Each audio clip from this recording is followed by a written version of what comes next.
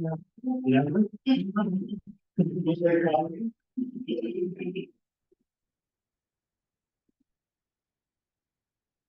You ever need to stay at home? Yeah. That's not true. No. Yes. But now just 2 days ago. You're doing too much of the free test time. Oh, that's good. We've got to stay a little bit more in touch with the.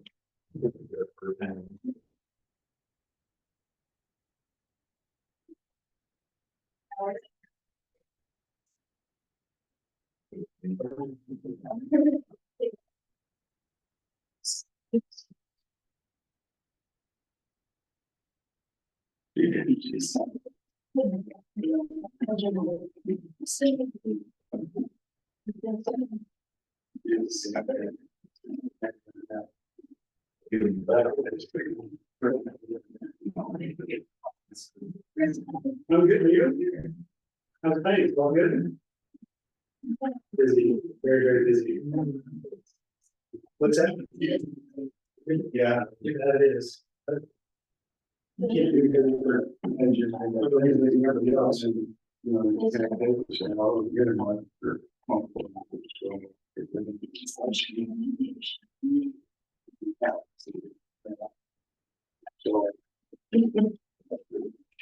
but it's.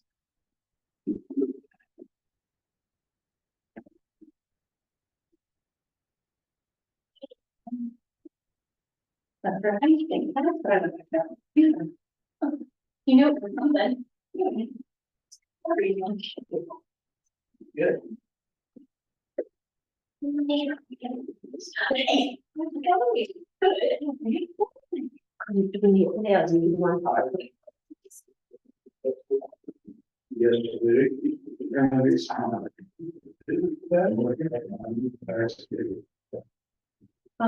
We can if we want.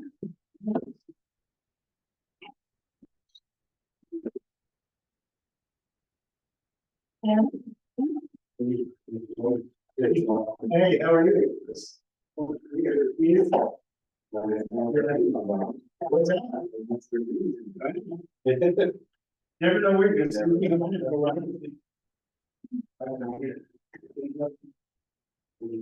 Appreciate it. A couple of the guys. For my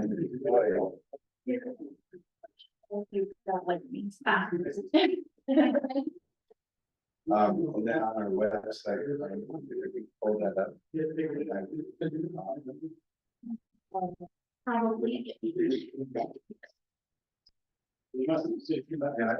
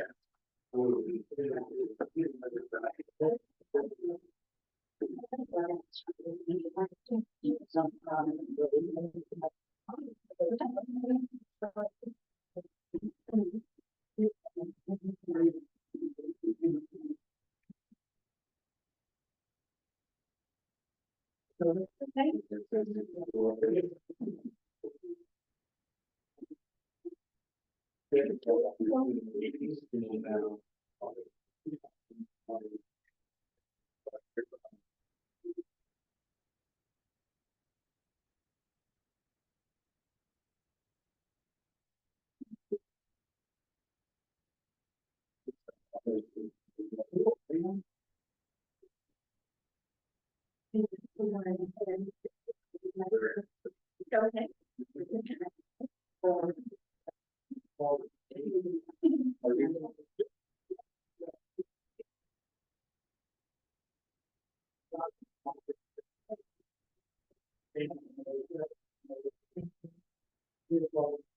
No,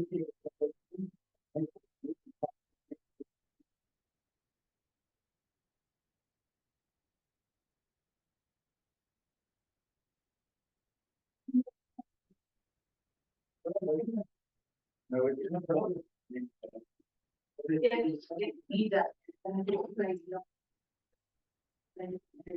Rather than range.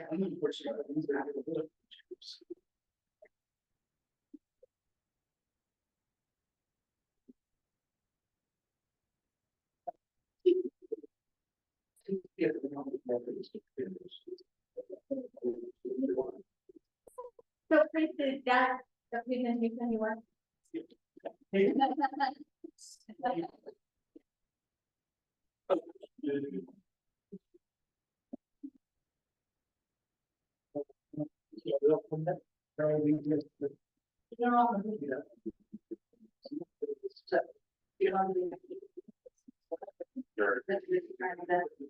Help so you didn't have to say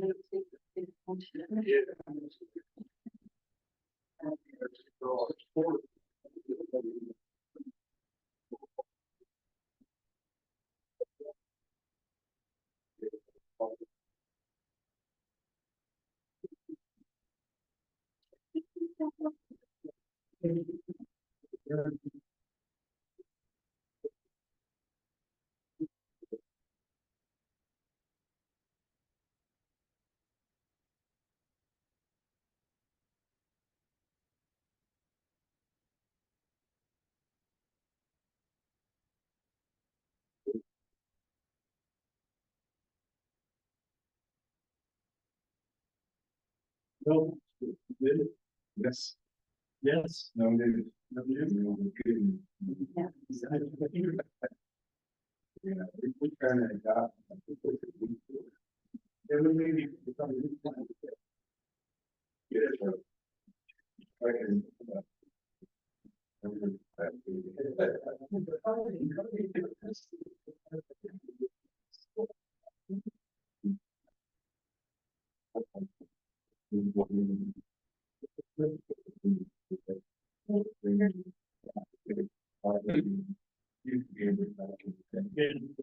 Go back. Okay, well, can we see you just wave if you hear us? Yes, I can hear you. Can you hear me? A little tighter than.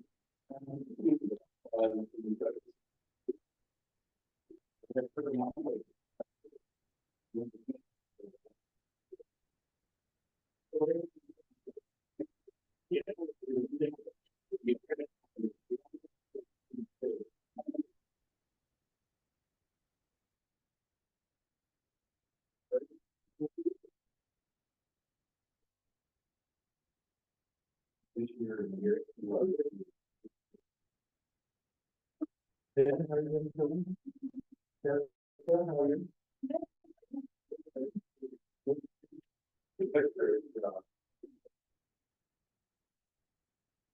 Wasn't the home. Oh, good. You know, is, Jennifer. Oh.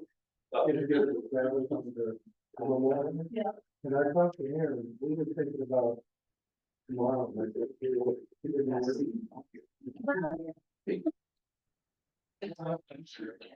Oh, I'll check it out, I'm only gonna be here for so maybe Friday. Okay, if you don't worry about it. But, yeah. Oh, for things too. Giving it. Yep.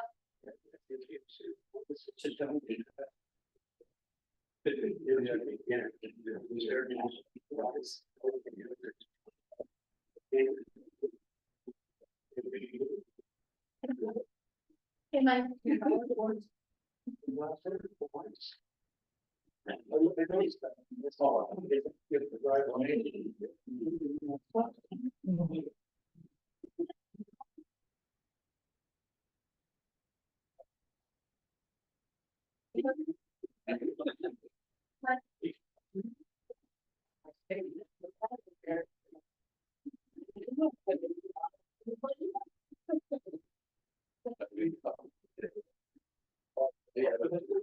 No. Trying to get rid of sleep. Leaving to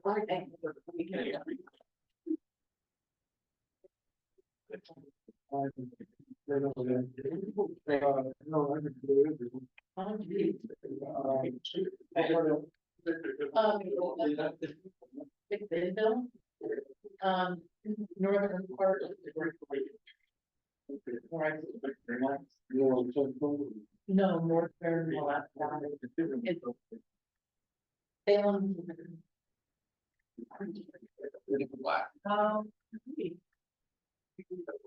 Portland here, yeah, filming together. Oh, okay. Okay.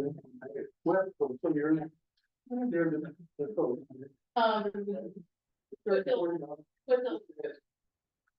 So we're on the western side. The land now between Coast Range Mountain.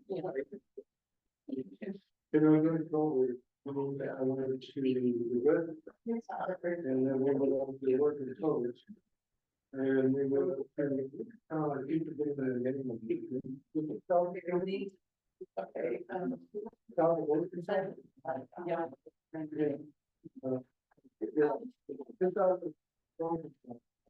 Yeah, yeah. Yeah. The beaches were there. Oh, And of course, I like how to play the beaches.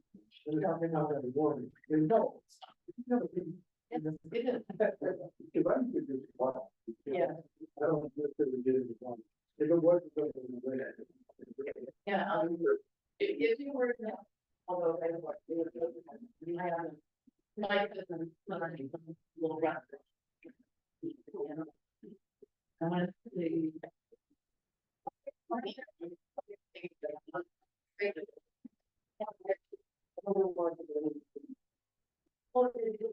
If that's what it's the funny name.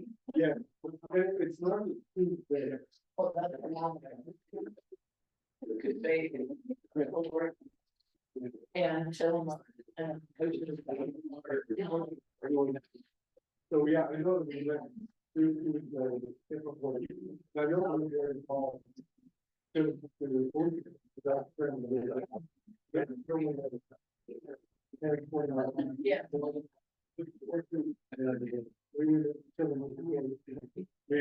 We could.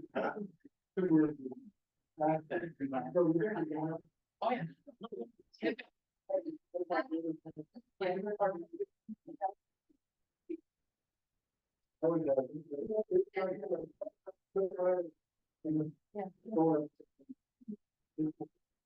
Well, and so it's better. It's all cheap.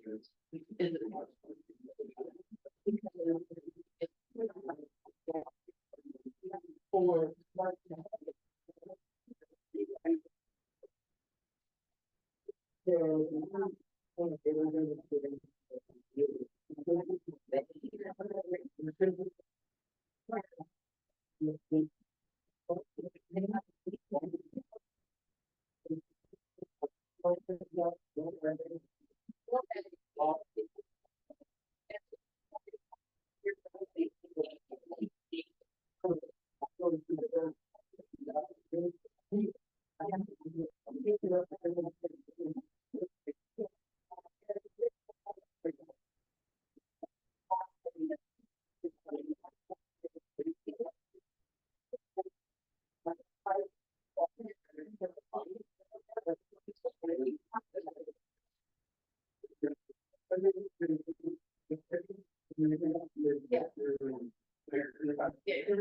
your card. And I'm like 3 or 4 items. Yeah, yeah. You know,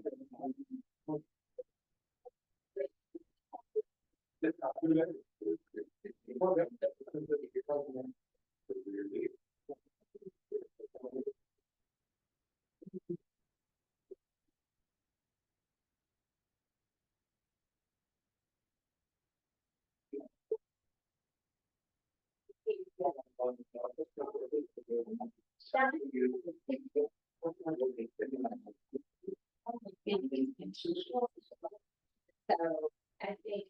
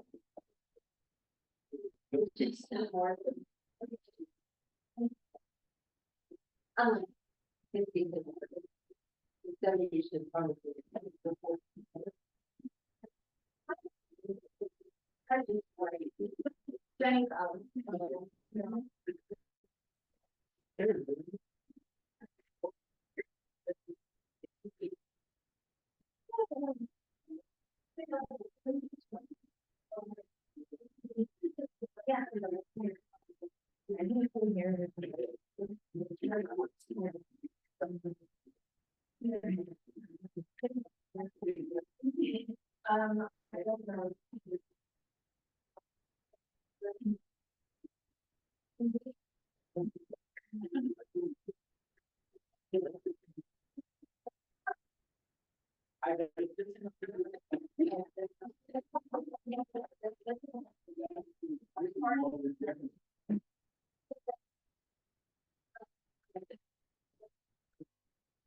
Okay. Oh, thank you. Thank you.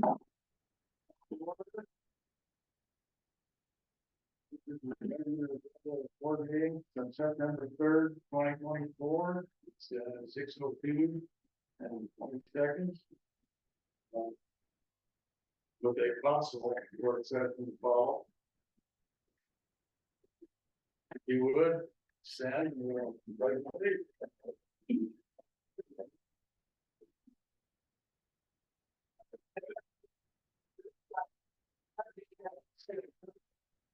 And to.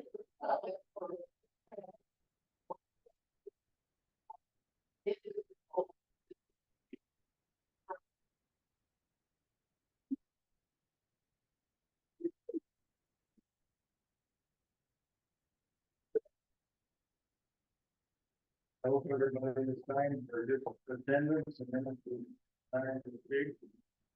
Okay. You're, yeah. There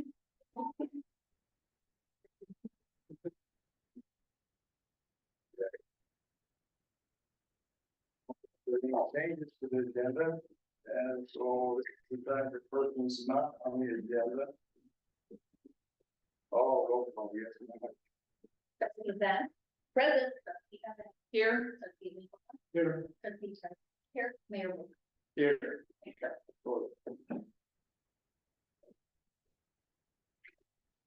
Any changes or corrections to the agenda?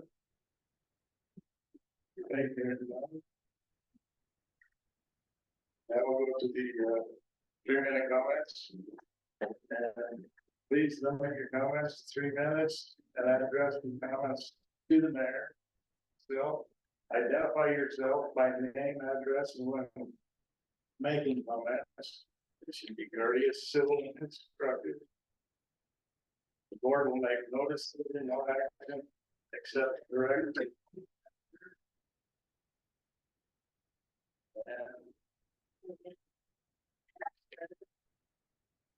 Okay. We have a head. Dalrymple. Yep, Ed Dalrymple, I'm a citizen of this town and a business owner. And the first question for this board is, who have you assigned to be the liaison state for all the food licenses? That would be a question. That would be myself. Okay, well, you fail because I still don't have a license. Okay, that would be because the state is behind. I will certainly. August read 5th, I that. called them, it is sitting in the floor waiting for you to print. Okay, then I will print it. That's not how we got it in the past, but I'll print it. I shouldn't have to stand up here with anxiety issues, begging for damn license. I agree completely. So we need to fix that. This board appoint, or excuse me, assign somebody else to deal with their licenses. Does not have to be the clerk. That's a question. Can somebody speak up and offer an alternate? Nobody will. Well, we have to, that's something that we probably speak during an executive session. Okay. Look for now, only does have the titles of the clerk report and administrators for the board will have to give those a corrective. Okay. Oops, sorry. Said I did not appreciate it. Come up here to do this. It has cost me money and it has delayed my business. Because the distributorship sell and buy liquor between themselves. And I have to follow what it says. I have to follow those products. I don't have a certificate, so I can't sign up new distributors. So it's been now a month and a half. But I have not had this information, so I can't follow the product. So I can't put it on the shelf and sell. I'm sorry you didn't feel you could reach out to the town staff. Jenny over. You guys, you know the routine. It's not up to me to call the state and give advice. Your guys' job. You guys need to do your job. Here's them. I was there one day when you called. Didn't you call down here? The day we called, August 5th, the state said they would send it. We came down here and notified staff that was happening. And here we are a month later. Okay. So we have people interfering with businesses and their ability to perform their business. You're withholding documents from me. You're withholding invoice paid from other contractors. You don't give trustees requested information. What is going on with this board?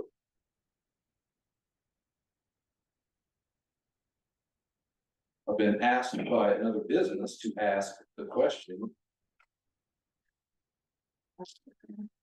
This subject, yes, I've been asked by another business in town. If anybody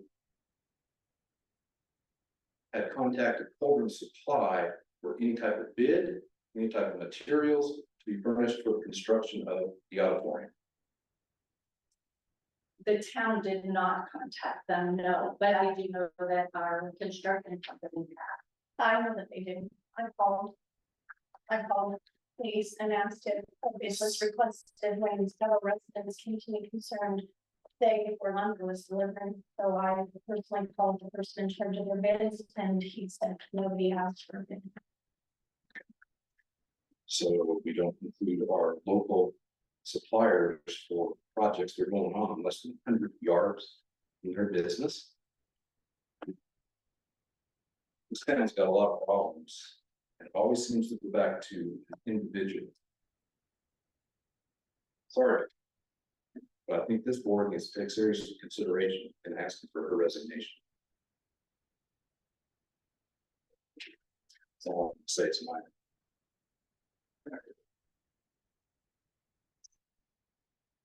Dan Whitley, Yeah. Yeah, I'm good for it. This community has two areas, handicap parking. One of them is by the post office, and one of them is in front of the library. Okay, one in front of the library is, you paint it, but it don't last very long. And the one that's near the post office is inaccessible from a lot of the people here within this community. They park and walk. And people can't see, so I'm asking a recommendation that a light post in front of the post office and the light post you have in front of the library, get those handicap metal parking deals and hang from that, and then there's no excuse, people can see them and not park, and that's the only 2 handicap parking spots you have. And it needs to be fixed, because like on the library, when people back out, people are coming around the corner. Before you got a sheriff's deputy here, you know what was going on. There was almost several accidents that I sat there and witnessed. We need to do something. Well, and I think we need to add some, and probably we'll gotta discuss this as part of the auditorium. We do the new ramp and you know, for ADA or handicap. Yeah. Well, a lot of people, I agree, we do need. yeah, but a lot of people, the older people, right, I include myself in, almost 75. They're come, they park, they have to park clear down at the end by the hotel. And I watch people, rollers and stuff, have to walk all the way up. I have as well, and there's, you know, seen folks pull into the post office. And we used to have, I don't know how many, but we used to have a couple of bikers mounted on the auditorium. On the outside in that parking lot. Yeah. Obviously, we can't do that now because of construction. Well, I understand, but ones I'm concerned about is one more Main Street, Sure. because we have a lot of people pull up there with trucks, boats. You know, and people that are actually handicapped have no access. Right. Do they need repainted annually? Well, you put that sign up, people won't have. Because people are saying the painting is faded, which it is right now, and it's not, it's really clearly visible. That sign sitting up there looking you right in the eyes. Yeah. There's no excuse. I still think we have to have 2 that I have to agree on a complaint. Or maybe it needs repainted yearly. Have one blank breaker in front of the post office be a lot more easier, especially for the older generation here in this town. Well, and it's something that you do see as you are looking through your windshield parking, but you know, it's something we can do as far as painting as well. Yeah, but hanging up on it, For others, there's no excuse. right. And for no, and if nothing else, for others not to park there that don't have a handicap. Well, I have a DV plate, which is a veteran, but I also have a handicap Sure. in my truck too. So, all right, that's all I wanted to say. I think on light posts. Yeah, that's what I said, but On light posts. Right. because they bring them up so they can visually see it. Because you can use the straps like you do on your other deals and just attach them there and you can see them. So, and I think you can get them from the state. Well, we have to order. Okay, that'd be a great idea. Well, staff will do it. Okay, thank you.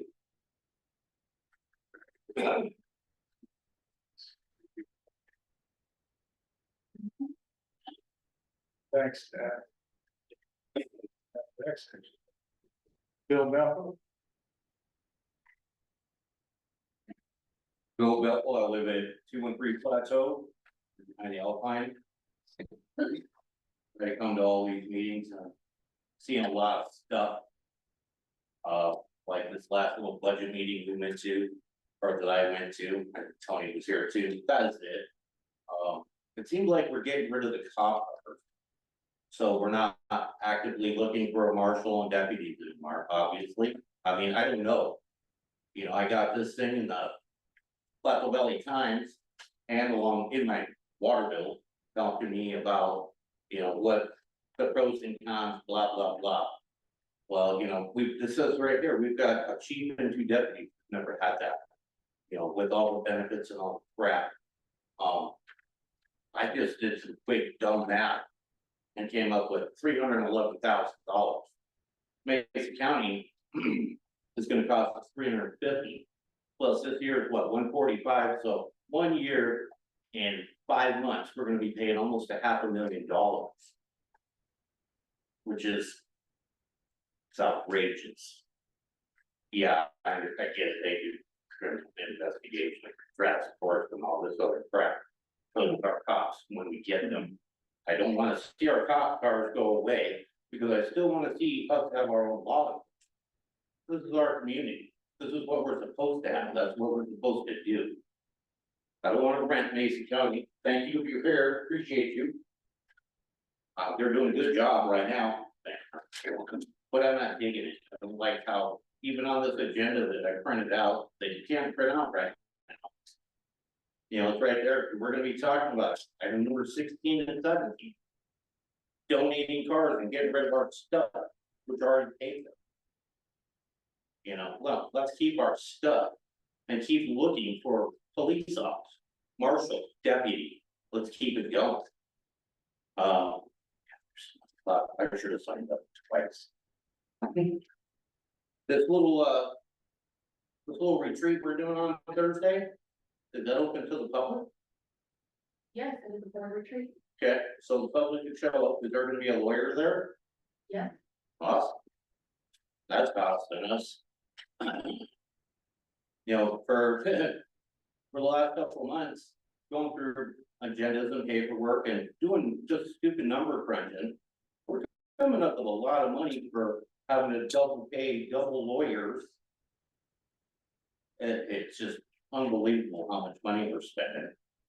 You know, along with that 3-mile plan. How much did that cost us? $50, $60, $80,000 for this? I don't know, I haven't found it yet, but I'm gonna continue to dig. I guess that's my time. I'll be standing up every time I can now, but. Not good, we're spending too much money on stuff that we should be spending here in our town.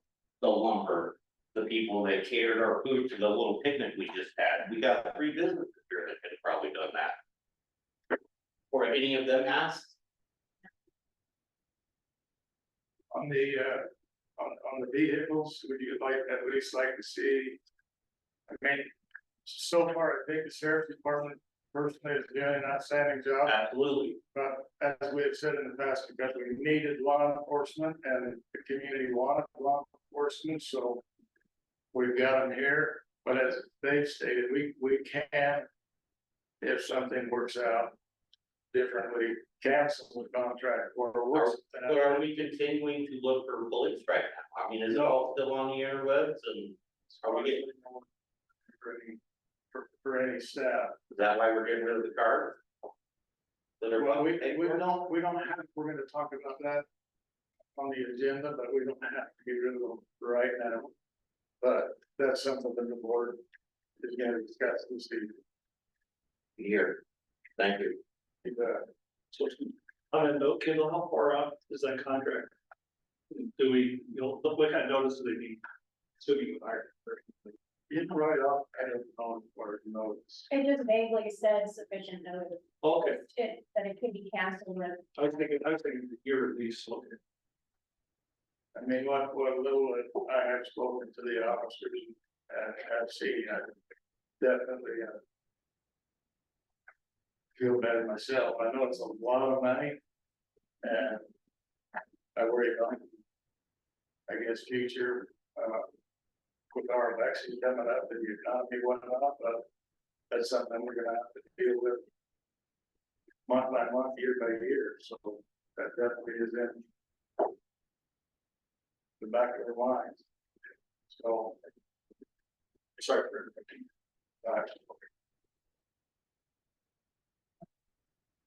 Patty Mygator. Hi. Since I don't stand very good, may I just sit here? Yes, ma'am. Okay, thank you. And my question is, I understand a new employee was hired to work in the town hall office. What is the job description and was the position advertised beforehand? Was the board informed of this position before it was filled? My point is, was the correct procedure followed to do this? You'd like to make them to right now, talk about staff during the board meeting? Well, I just. I can't hear. she has the authority to. So I do have the authority to hire and fire here for the town. Because we have, insufficiencies that have been, pointed out that, on our website. I have asked a person to come in on a temporary, part-time position to work on Okay. When did you get the power to hire and fire? that. It's been, yeah, it's in the municipal code. Okay, can I see that, please? Yes, Okay, thank you. and our municipal code is online on our website. Well, I'd like you to print one out, Okay, that. Yes. because I've never known a board that didn't direct the town administrator, not the other way around. I so I like to know when it got flip-flopped. Well, that's something that we learned as a board during our search and our, full training session so far that we've had. And, Well, I think the community's upset because what I'm getting back was, it was not publicly posted, and given public opportunity, it was just filled. And a position was created without, so we don't know, I found out at the beginning, when a new employee was announced, we do not know how temporary, we don't know part-time, 4 hours a week, 4 hours a day, we don't know. Or doesn't know.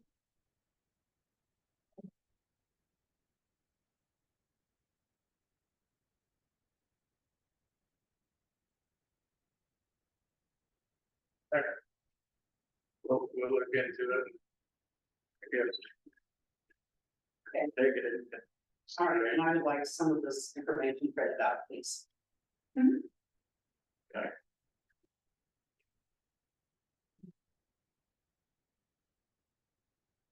And Ross, do you want to speak or you don't? Yeah. Okay. All right.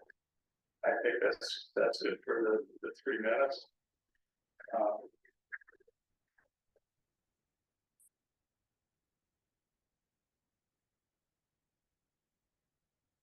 Next is the approval of minutes from August 6th, 2024. So,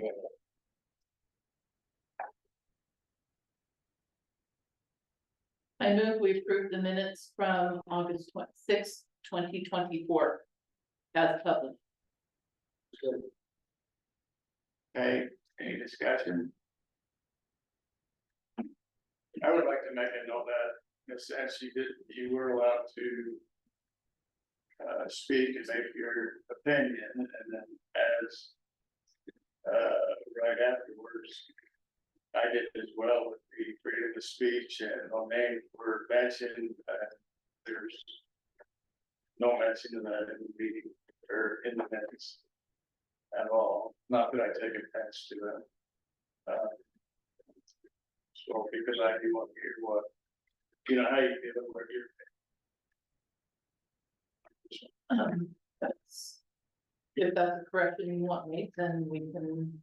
It is on number. Yeah, it discusses what Tilda had to say, but Kendall had a response.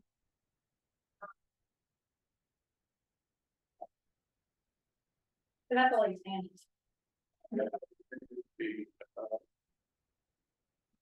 The record. Well, I think it should be, we're on video and it's a historical record. And I'm just as imperfect as anybody else. I'm learning every day, so at any rate, it probably should be corrected. It's something that I noticed, so. And it should be corrected to read that you spoke or that you spoke. Then I responded to your concerns. There could be a summary, just like there's a summary of what you said. Well, that's what I'm asking. What is it that you want put in there so we can say? No, I move that we approve the minutes as corrected. Well, it's, I would move the text until it is correct. And there's video meeting that can be taken from, the video. Is there any other part of the minutes that needs to be amended? Is that the only one? That's the only thing that I see right now.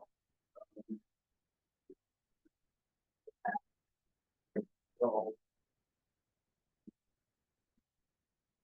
I would move that we take a minute for the next meeting and signals. Directed or added. All right. So either you need to withdraw your motion or you need to vote on the motion as it stands. If you, we need a second for this page. Well, we had a second. We had one. Yeah. The tabling, to table the motion, we need it comes before the approval of the minute. So there's a second to table it. I'll second that we table the minutes from last month. That were pending corrections. We have a motion and a second. Any further discussion? My only concern is that then it postpones getting the minutes available to the public. If it's just that one summary on there, that can be amended before it's posted much quicker than waiting a whole other month to post this information for the public to see. And I agree with, Lorraine. Nothing's available right now, but I don't know what's going on.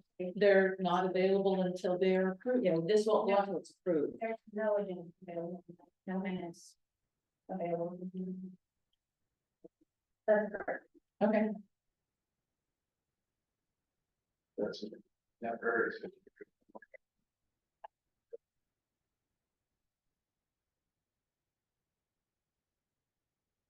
Okay, further discussion?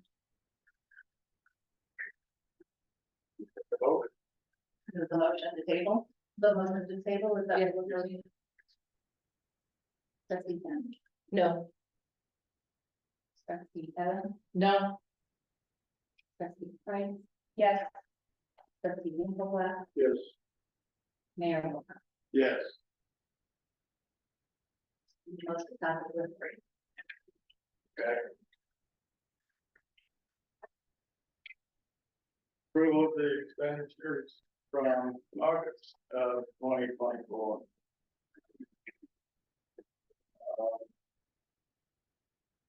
I have a little concern,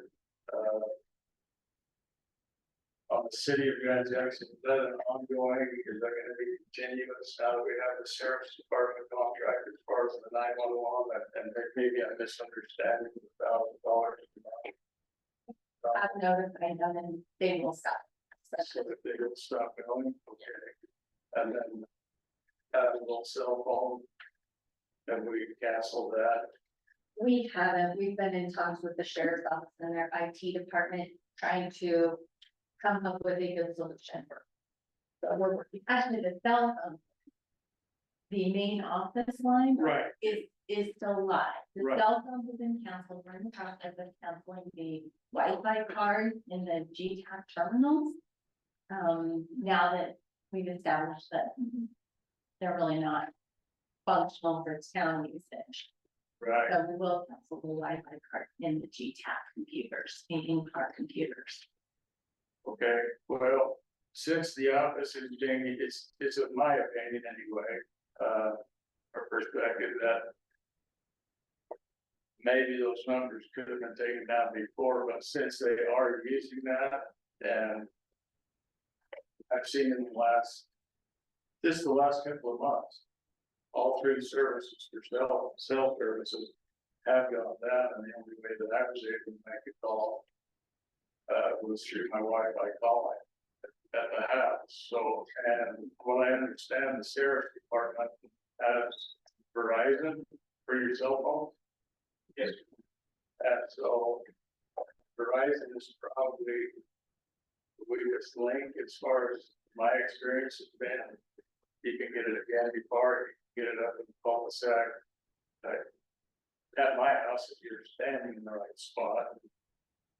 But at any rate, I believe the sheriff's department is going for conversion buses. They are going to switch to a different provider. It does work out right here. for your self-service. Yeah, so they're working, I think internally, they're team it.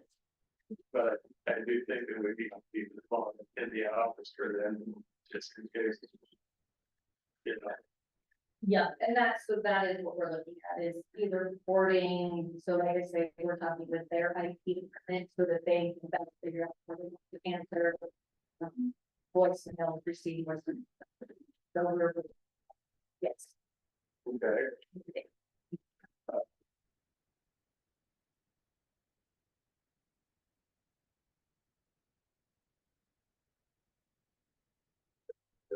The real part's not irrigation line.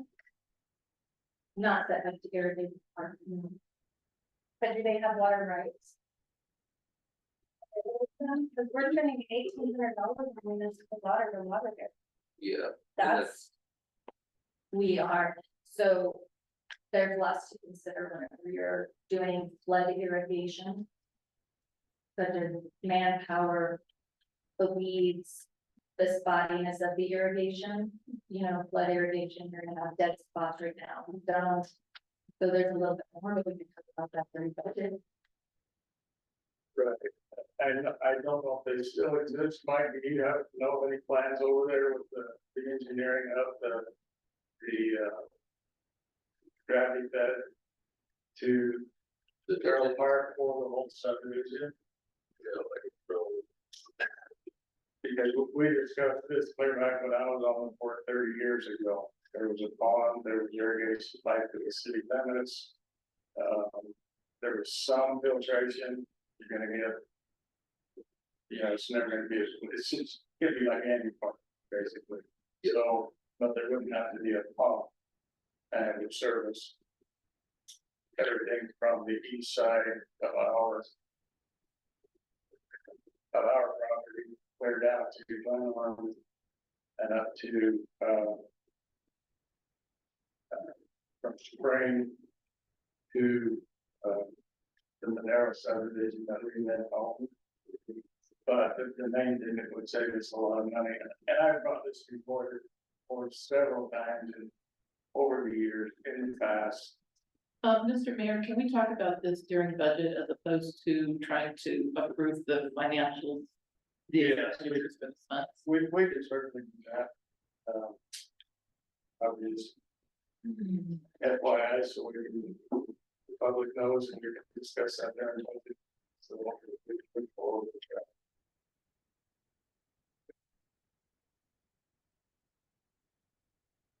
Anything else on the finances?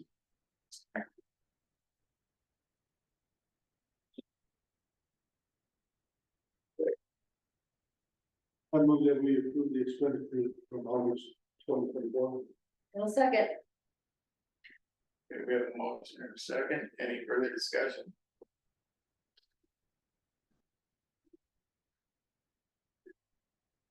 Joe?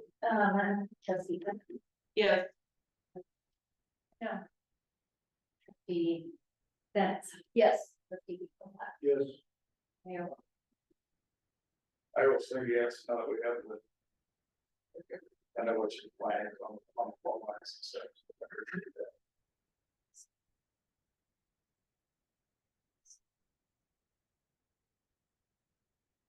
Okay.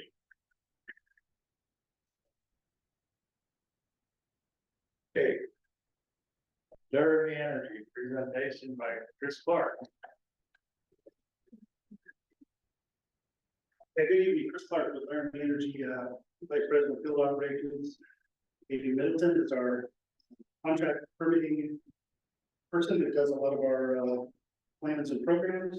So I'm gonna let Katie do the first part, talking about a new development. We kind of gave you a heads up about it a couple of months ago when we were in the planning phases. We're now sort of in executing phases of the new ad that we're going to talk about today, and then towards the end, I'll give you a little update just so everybody knows what to expect over the next couple of months, 6 months, with Laramie's activity in town. So Thank you so much, for having us back, and Lori Mayer, who is here today, she has, paper copies of the PowerPoint presentation we will be presenting to you. So if anyone would like a copy, please, raise your hand and Lori can pass those out. So good evening to the town of Colburn board members, staff, and the public.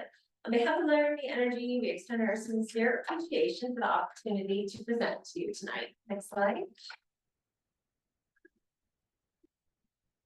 So before we look at the agenda, Laramie will cover tonight's presentation. Laramie is before you to provide an update on the proposed project Laramie presented to you last May of this year. And as Chris said, to provide an update on our proposed drilling activities. Next slide. Before you is a list of acronyms, and before we dive into our presentation, I just wanted to have a visual of these. I'll avoid using acronyms as much as possible during this presentation, however, if I slipped. Just wanted to provide this list. The ECMC is the Colorado State Regulatory Agency that does regulate oil and gas activities and permitting within the state of Colorado. They were formerly known as the COGCP, and another acronym I may use is OGDP, and that is an oil and gas plan, and that is the new permitting process that we and other operators have to go through for the state of Colorado. Next slide. Laramie Energy is an exploration and development company that solely operates in western Colorado, and our operating core areas are in Cascade Creek and Huron Plateau Valley. Next slide.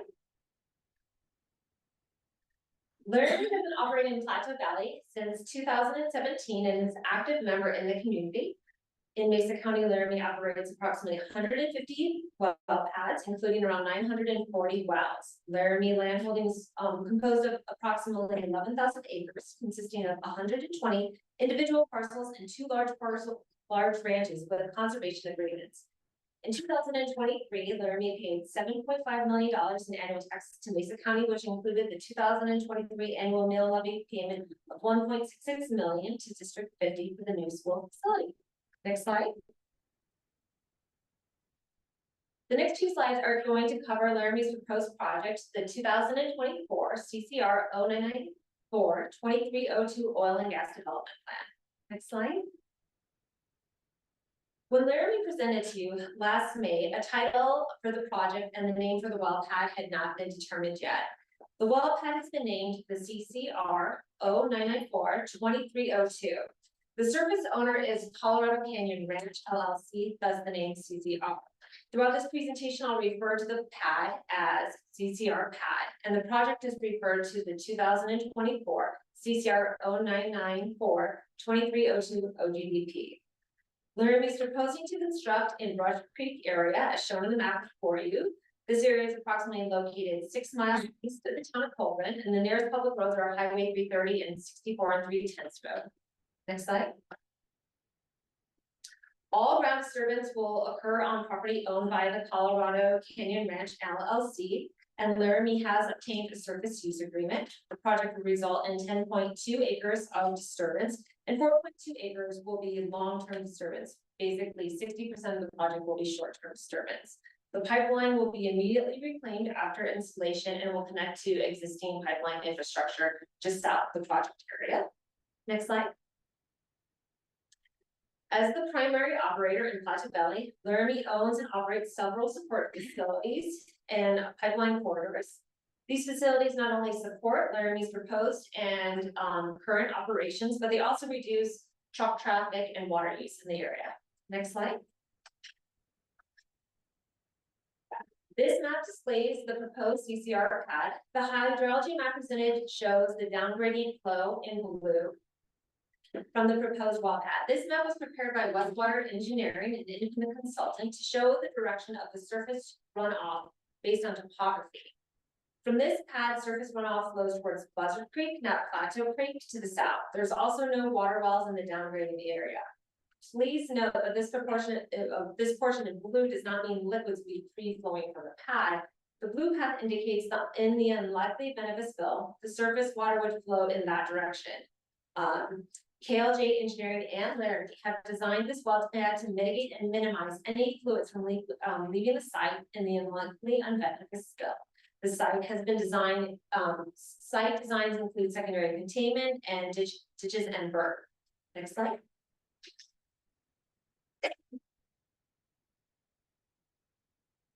Colburn's Plateau Creek mapped public water system intake buffer is shown in yellow, green, and red on the map before you. The CCR pad does not flow towards Plateau Creek or Colburn's mapped public water system. Due to the topography and distances to Plateau Creek of the proposed well pad location, Laramie does not anticipate any impacts to Colburn's public water system. Next slide. Laramie conducts quarterly sampling of collection points displayed on the slide before you. The 2 collection points along Plateau Creek are upgrading of the proposed well pad. Given that this well pad is situated down gradient, there's no potential for impacts that will affect these sampling points. Next slide.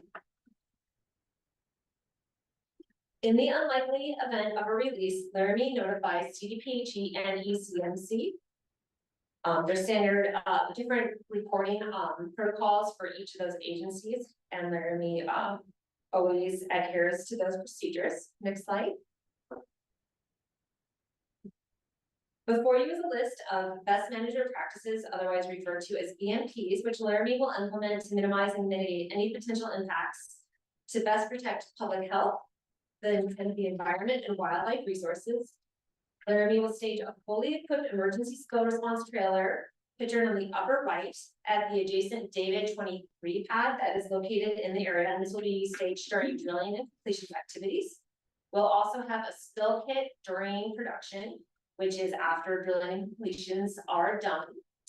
And during drilling and completions, personnel are present on site 24/7, and they can quickly report and respond to events. And also during the production phase, the well pad will be equipped with remote monitoring. Next slide. Per Colorado Energy and Carbon Management Commission, referred to as ECMC rules and regulations, Laramie is consulted with both the town of Colburn and with Ute Water Conservancy District. While the town of Colburn's public water system intake is upgrading, Ute Water's public water system is located downgrading 14.7 stream miles. Before you is a table of consultation, which is heard with both entities. Next slide. As part of the OGDP application, Laramie will prepare an emergency spill response program plan. This plan will include spill response procedures, emergency contacts, and best management practices. Laramie consulted with ECMC on June 27th, and the ECMC stated that the town of Colburn is not required to review or approve this plan since the public water system intake is upgraded. Laramie will be submitting an emergency spill response plan to Ute Water District once the plan is prepared, and Laramie anticipates that the plan can be prepared in September. And of course, we can always provide it to you, but just per ECMC's guide, they're not expecting the town of Colburn to have to review it. Next slide. The next few slides will touch on permits that Laramie will need to obtain in order to drill the 2 proposed wells. The project will be reviewed by local, state, and federal agencies. And since we presented these slides in May, I'll just briefly touch on each of these permitting processes, but I'm happy to review and go over them more in depth. So before you is Mesa County, and we the well pad will be located in the Agriculture, Forestry, and Transitional Zone District. So Mesa, Laramie will have to submit to Mesa County an oil and gas location application. This was submitted last Friday, and it will take about a month before approval, and it will also include 15 days of public notice period. So a sign will be visible from a public right of way. Most likely will be posted near the proposed entrance, which will be located along 64 and 310 Road. Next slide. Laramie is proposing to develop federal minerals from one of the proposed well pads. BLM's EPD process involves submitting various documents and plans outlining proposed procedures and operations. And it typically takes 8 to 11 months after submittal for the BLM to make a determination whether approval or denial. Next slide. In the state of Colorado, oil and gas regulations are regulated by the ECMC. And Laramie, as I said, will have to submit an oil and gas development plan, and this is a high level procedure of steps. That takes into account for the OGDP process. OGDPs are approved or denied by the ECMC Commission at public hearing. And the ECMC permitting process takes about 8 to 12 months. Next slide. This slide provides a high-level overview of tentative milestone dates, which are estimates and subject to change. Laramie anticipates construction will start in August of 2025, with drilling commencing the fourth quarter of 2025. And now I'll turn over our presentation to Chris Clark. Well, let the A team, you can get the B team. But before we move on to an update, does anybody have any questions about the OGDP, the CCR pad? I actually have some questions. I need to. Melanie first. The town's water system intake, when they're talking about from Plateau Creek, is that for the Hoosier Ditch? Okay. What about our springs that are off of Buzzard Creek? It's a lot further, it's further up, and I think the buzzard might go by, but it won't be able to get to it. Okay. Thank you. So does the quarterly test, what's it be tested monthly or not? We have a long-standing habit. We have done it for years and years and years. Larry started it maybe back in 2008, 9. Yeah. So we have years and years of quarterly data, and we will do baseline testing on domestic wells and other things within a certain distance of the well pad to make sure we establish a baseline, and then we'll go after completions and test it again a couple times to make sure that there's not been any impacts. So it's the 2 wells. It's going to be a pretty slow process in general. We're just 2 wells off that pad, drilled horizontally. Take, I don't know, 14 to 21 days to drill each of them. Probably take a little break, get set up for completions, come in and complete them, move off. If you go back to that timeline, and after we get flow back, we'll come in and get it reclaimed and put back in pretty short order. So. And the edge of the pad is 578 feet from Buzzard Creek. There's very thick vegetation in between the pad edge and the creek, so there's a lot of buffer. Yeah, and we didn't really talk about it, but I mean, in our design, what we present in our OGDP, we build all the pads in secondary contained burn around the entire pad. And then like when we do our tanks, it'll have a couple tanks on location. Those have secondary containment and like completion equipment. So it's got multiple barriers, if you will, to protect anything that might leak on the pad. I mean, when we show that blue area, that is really I don't even know what sort of catastrophe that would be. Yeah. That is really in the worst case. Yeah. So we have multiple layers of PMPs and protections in place to keep it on the pad. So You could never really see actual flow that was covering that whole area. It's just where actually based on topography, where water could actually go. Is there gonna be much at all as far as the Bill Road into the pads, or? There'll be access road built off of 64 and 310 road, and maybe has included our driveway. I believe permit, and I believe it's like 2,000 feet of access road. So it'll be about it'll be about 1.9 acres of disturbance, and it's all the access road will be on CCR or called the Canyon Ranches property. I know Laramie's been really good in the past about you. And it's been years, like you say, about using local contractors as far as their dump trucks or building roads, or is that something that you? So, Continuing doing, or? oh yeah, it's very different. I can talk about that. We talk about our next project, but I mean, when you say local, we use Moody Construction for most of our heavy equipment, snow removal.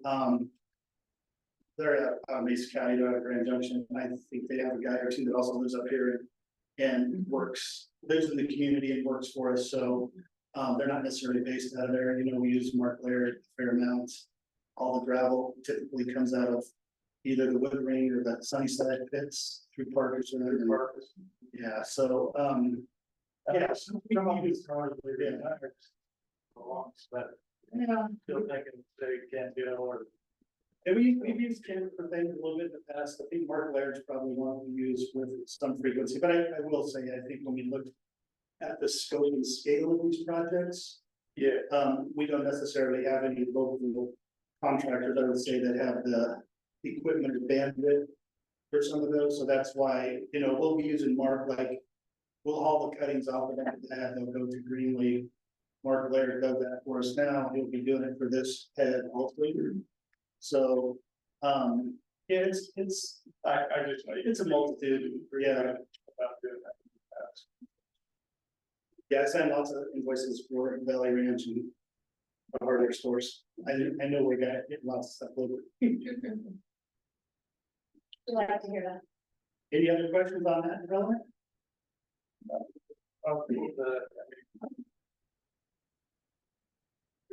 Possible for the board to get your business card.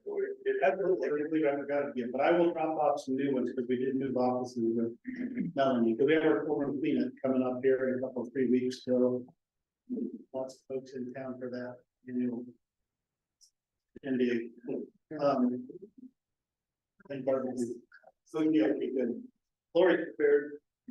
I've lived out here for a long time as a full-time resident for a good long time and a part-time resident for like the last 8 or 9 years. So for better or worse, I know where to find me, and I trust me, most people are on my phone because it gets called frequently. So let's move on to the next slide and just again, it's kind of exciting for us, but we do actually have a activity coming up. So and again, we've given periodic updates to the board for the last, I don't know how many years. We haven't had lots to talk about the last couple of years, so you haven't seen much of this, but we do have a few exciting things in the works, and you're going to see some activity. So, so we've got 2 pads that are permitted and ready to drill.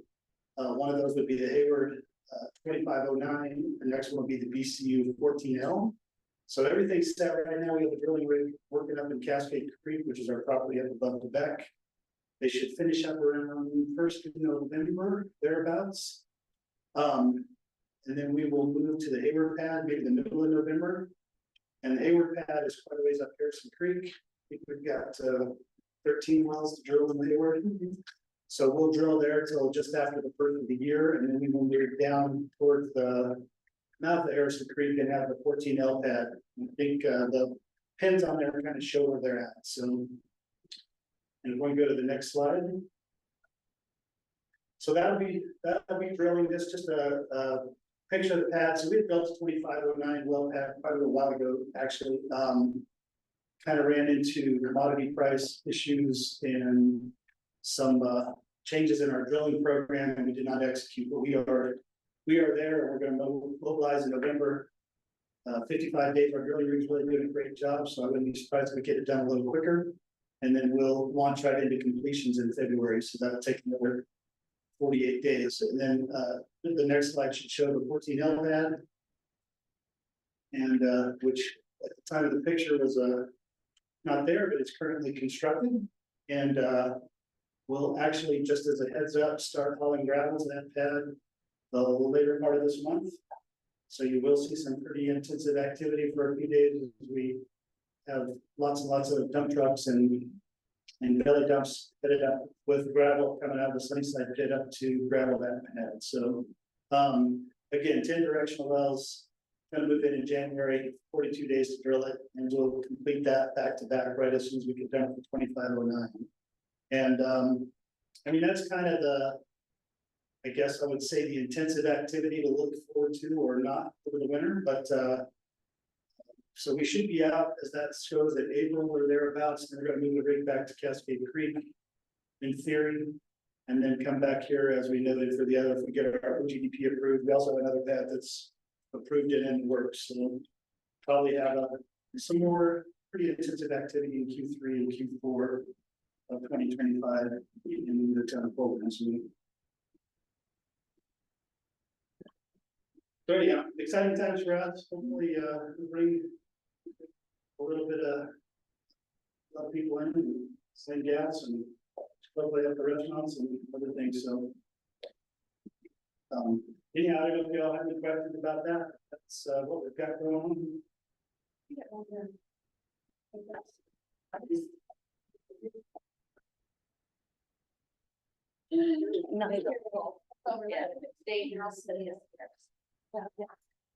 I'll try to get some cards, you know, and if anybody comes in and has a question or concern, or, again, feel free to have them reach out to me directly, and, you know, again, like I said, I've been a resident of the town for a good long time, and have family who went back longer than that, and, you know, we want to be good neighbors and have a deep respect for everybody in the community, and, you know, if we've got people that are speaking or things that are not going right, we want to know about it so we can fix it, so.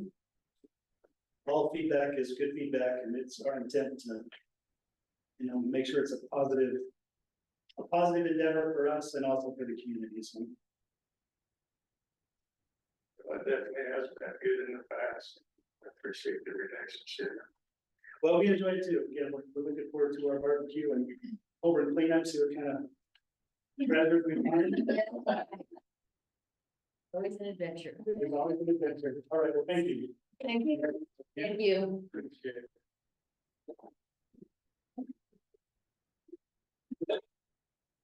Okay, number 9. Consideration of liquor license renewal for United Kitchen. I'm Brady Norris here at Bloomberg. Brady's Kitchen right here, 1006 High Street. I've been there almost a year, so here we are trying to review. So this is for the renewal. I will let you know that the reason the stuff is off of the website right now is, Brandy told me this afternoon, and the state application that you have in front of you asks for an optional that asks for social security. And so her social security number was on there, so we pulled it down. Yes, and reached out to Thursday and our attorney and have taken care of it, and I will reach out to you tomorrow with next steps. Thanks. How many days was this on the website? On Friday at 6 p.m.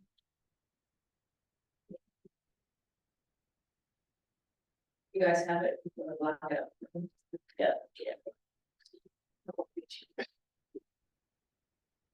I had a question on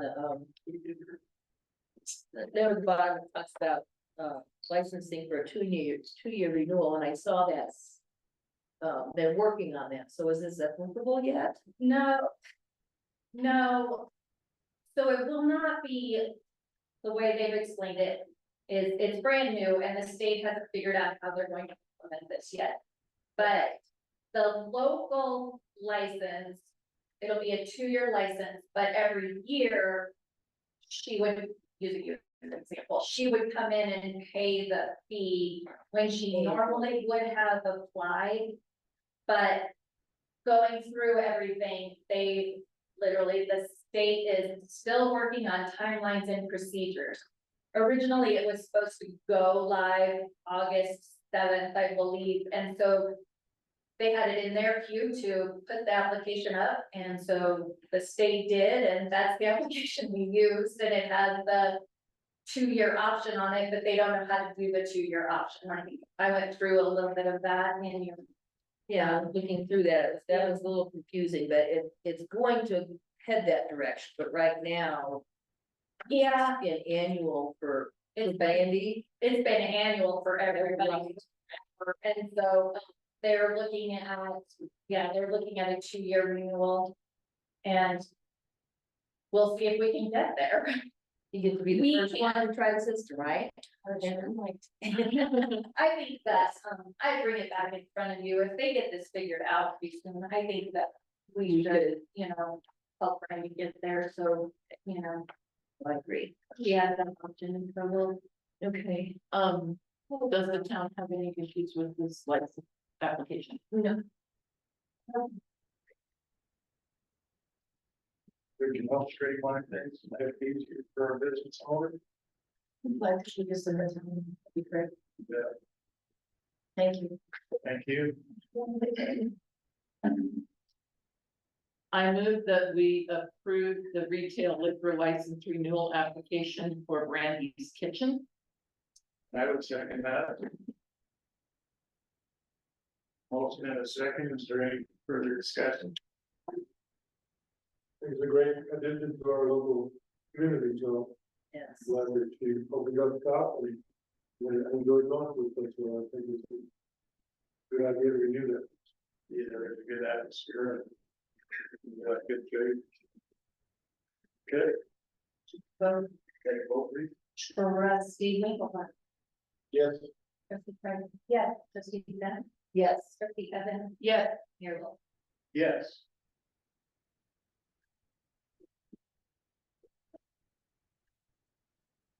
Passed. Thank you. Number 10. Motion to authorize the mayor to sign a letter of appreciation to Western Colorado Community Foundation. For the $97,000 grant distribution from an anonymous fund. The gift has been designated by the donor as follows. $49,000 for auditorium restorations. $24,000 for park and playground upgrades. And $24,000 for city office building upgrades.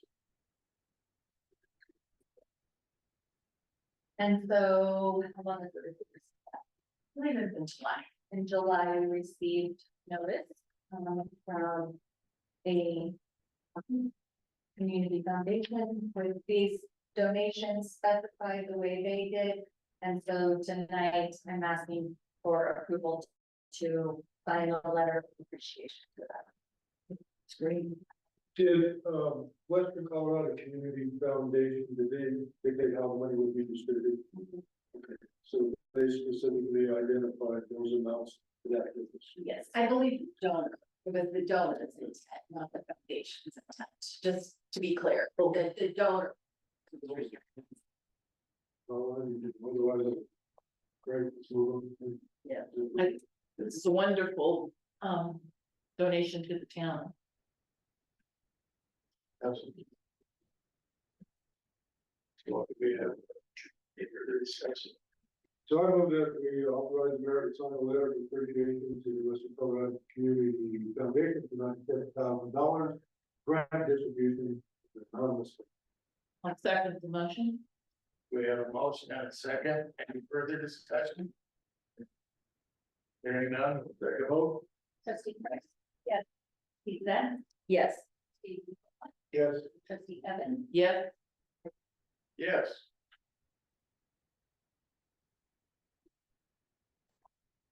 Okay. 13, Plateau Valley Water Line. Oh, yeah, I'm sorry. You're right. Auditorium update on asset construction management. Oh, okay.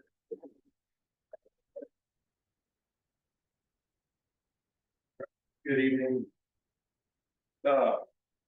Quick update on the project. We've been mobilized for just over a month here. In that last month, we started demo of the interior walls, opened up some floors, opened up a little bit more of the ceilings of the asbestos. Didn't get opened up during mitigation, didn't need to. We've been exploring the existing conditions, taking dimensions, getting that back to the design team. Their entire design is based on what they assume is there. This is a 100-plus-year-old building. As we open it up, we find the existing conditions, find the conditions of the wood, the sheathing on the roof, just a lot of things that, you know, we get our eyes on once we open up the building and can really work with the design team for a solution forward. Fortunately, even with some of the existing conditions that we found that weren't perfect, we were able to proceed with the original design, which should keep us in the original budget. We've had to modify some of the structural plates to the foundation, but we did determine that the foundation is sufficient. We drilled some test anchors into the foundation, everything's supposed to be holding. The engineer's been on site, the architect's been on site. Right now, we are moving forward with structural framing. I know it doesn't look like we're doing a whole lot to the building. Unfortunately, due to the conditions of the roof framing currently, we're having to do a lot of this structural repair from the inside. We have guys up on scaffolding, putting in the new structural frame from the inside. We're really trying not to pull the existing roof off until we are ready to put the new roof on, just for weather barrier protections as we roll into the fall. But currently, our big milestone is to begin our re-roof in mid-October. And currently, even with just some of the conditions we found, we are still on track for that. Our goal is to have the new roof on by the end of October, which would allow us to complete the interior finishes by the end of the month, January 2025. So that's where we're at right now. Otherwise, no real hiccups in the project. Everything seems to be going smooth. I know maybe the next item is to look at some of the pricing for the HVAC upgrades to add air conditioning. But I guess before we get there, any questions as a whole on the project? Have all the supplies been purchased, and would you consider using our local hardware store? Not all of the supplies we purchased. We go through a submittal process with the design teams. I did meet with the hardware store before we started. Our guys have been going over there, getting odds and ends, tools, bolts, just things that they need day to day. It's devastating to our town to see shipments, maybe for lumber not here when there's a lumber store across the yard. Understood. Yeah, and that's something, you know, I was prepared to address, just kind of hearing some of the intro. Just to be clear, you know, the town doesn't bid this out, we do. Even in my office, my version of getting it out is I'm calling local subcontractors to give me a price. We don't self-perform, I don't buy the material. This went out, we competitively bid. I have to give the town over the most competitive bid I can. So this went out to half a dozen framers in Western Colorado. They went to their suppliers. You know, we were awarded in February. I had a couple businesses actually come to our office between February and when this bid in June, dropped off cards. I'm always happy to provide subcontractor lists, anybody that I expect to be bidding. It is unfortunate that the Ace Hardware got missed, but ultimately, I'm not the one buying the material. It's going through our subcontractors and they're just looking for the We most. were under the impression that they were going to shop Logan. I'm sorry. We were just under the impression that they want Logan's. Yeah, and you know, I can say that it is out of Western Colorado. I know it would have been better to be from down the street. But you know, that 6 months between award and bid, I think that lumber package got bought out at the end of July. So that window of opportunity, unfortunately, is close to the lumber, but we are utilizing the lumber for a lot of project needs. And I don't know, pass it down, maybe subcontractors, Yeah, and at least give them the opportunity if they want to match. absolutely. And that's something, you know, we do work on, we build a lot of stuff down, and our guys know, I think a lot of it is they have relationships with their lumber yards. Our framer that was awarded the project, he's competing against a lot of other framers that were trying to get the project, he's guaranteed he has the lowest price. So I'm not sure if anyone reached out to Ace, if they didn't, they did not. They did not have all. But also, like I said, moving forward, anything that, you know, they think they can supply for the project. You know, I think you guys all have my cell phone number. I know town staff has my cell phone. My number's on the fence, so we don't have to wait for these meetings to get a hold of me. You know, feel free to reach out if there's anything moving forward. Appreciate it.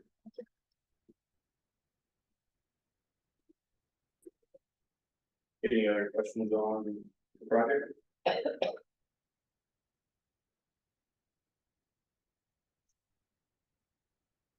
If the upgrade on the HVAC comes in real expensive, part of that be put towards, that's what we speak about too much of that. Yeah, that's actually, that's, I don't remember, did the big thing, so. So. Yeah, yeah. To get an idea of what that costs. What's that? I'm sorry, I drove here. HVAC? Yeah. Yeah, so we'll discuss that on the next item and then go from there. Okay. But the one thing that I did keep hearing is the, you know, for the handicap and whatnot, so if we can, we'll just have to look at that, see if we can afford to do the HVAC, it's gotta be done at some point in time, and see things open if we can do it. We're willing to price out any work that you guys ask. to see a price on. So can you explain what the HVAC system, or what you're proposing? Yeah, and so what we got was a request just to look into, through a donor, just look into what it would take to add air conditioning. We are upgrading and adding a furnace system. We're adding heat to the building as part of the original design approved in the original budget. We were asked to look into what it would cost to also add cooling. This didn't start with us. This goes directly to the design team. They work with the engineers. Unfortunately, as part of the requirements to add air conditioning, right now we have 2 furnace units or 2 air handler units going in the space. If we're going to cool it, we will need to add a third. Each of those air handling units will need a condenser, so that adds 3 condensers. The electrical requirements of this upgrade will require us to upgrade the electrical service. There will be additional natural gas piping that is required to run to those units. As part of the new Colorado Energy Code, anything that is cooled requires outside air intake. That way, if it's calling for cooling and the outside air is cool enough, it pulls outside air. And then also we would need to, based on the changes from heat only to a heat and cool system, upgrade the controls. So between the HVAC contractor and the electrician and their upgrades, the price down at the bottom of this sheet comes in at $89,895.75. HVAC is an area of commercial construction right now, and a lot of it is with the new energy codes. We have seen a lot of price increases. So, I mean, this is a big number. It's expensive, but it's not out of the realm of what we expected to see. Would it be possible for you to propose other ways of cooling the building, such as fans or something like fans and windows that can be opened? Yep, so we are working on right now, and I don't know that we have official pricing back, but I believe it's to add 4 large fans. There's a brand name of those fans that you'll see in gyms. They're 7-8 feet across, so they're large fans. We are currently pricing that out. That will certainly be much more cost effective than the 89,000. No, and that has, in the proposal we're working on has 4 of those.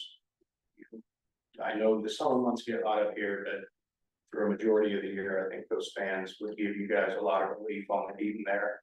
As far as operable windows, I don't know off the top of my head if new windows are operable, but that's just my lack of knowledge of windows. Is that part of the keeping the historical fascia of it too, that they cannot open? Do we know?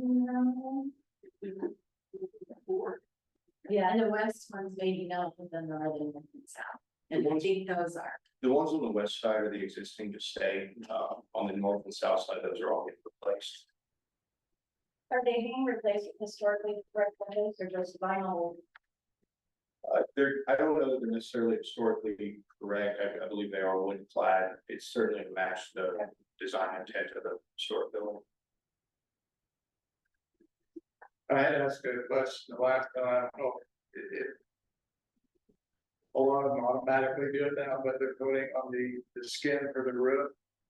If there's a reflective surface to put the UV rays on the building. Yeah, it's a metal roof. I didn't get anywhere with the reflective value of the roof panels. I know we selected colors, and off the top of my head, I don't recall, but it's not a metallic, it's a colored roof. I don't know the reflective properties of it. I'll prepare it next time. Okay. I would just ask that that maybe looked into it, maybe an option to help with the. I know in other places it definitely helps with the cooling. And the energy, the cost to keep the building going. It is a light room. I mean, we have a sample, but it is a light. I don't know about the reflectivity, but it's not a black. I know in the last few years, they've developed material, whether it's a light brown or, white, or even some of the darker stuff, and you can put your hand on it. It's amazing. And I guess for the, the longevity and use of the building, part of the new energy codes, we are having to add quite a bit of insulation inside that building, below the roof level, above the attic, so all the conditioned space will be insulated. New insulation on the exterior walls, new insulation above the ceiling, so the conditioned space will be better insulated than it is now.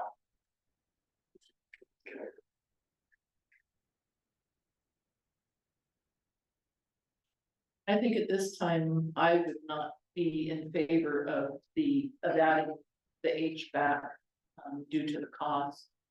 And, consider it maybe down the road as part of, another phase.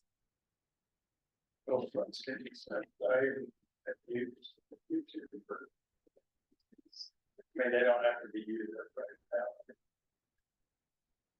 now. 49,000. I think we are proposing that the 49,000 be brought in as part of the future discussion. We do have a lot already on our wish list. Right.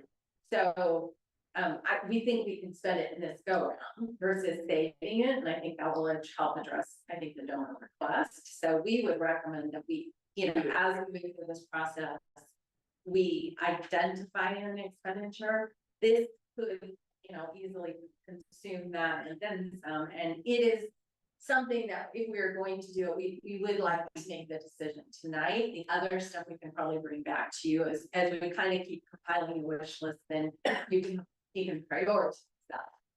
Say what your key priorities are. And they'll price them, they'll price them more. We already have some of them together. So we could postpone it to a future phase, but we recommend that we do it as part of this one and just. Yeah, get as far as we can get. Yeah, that's a recommendation.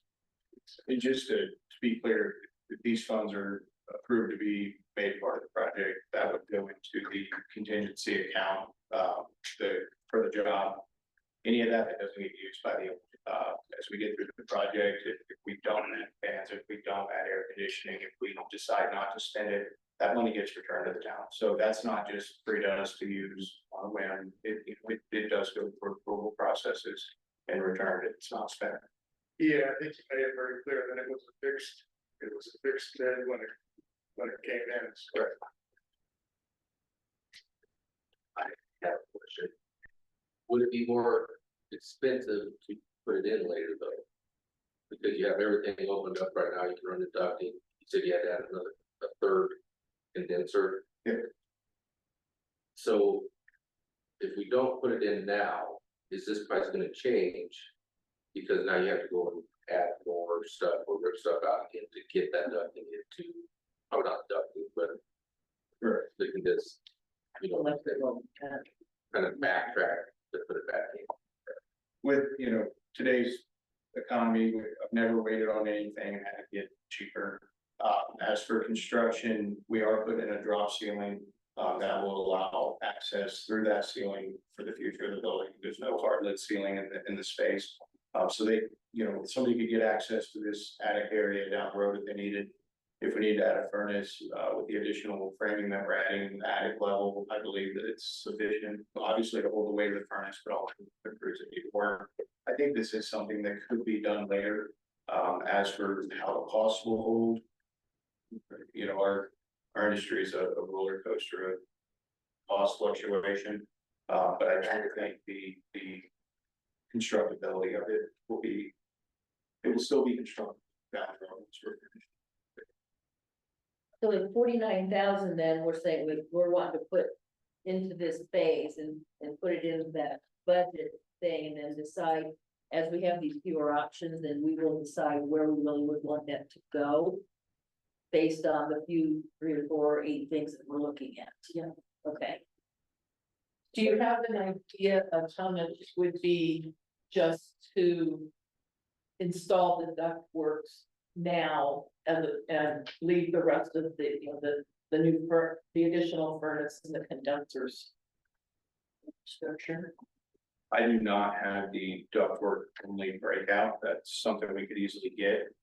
That being said, I think out of everything, price wise, it may fluctuate. The ductwork itself, I don't know that that's going to be a big cost driver down the road. It's more gonna be the mechanical units and whatever the code says, it has to be included in those units. In the year that the trigger gets pulled on it. We could have ductwork, but I don't, that adds too much benefit at this stage. Just kind of looking at all of the different options.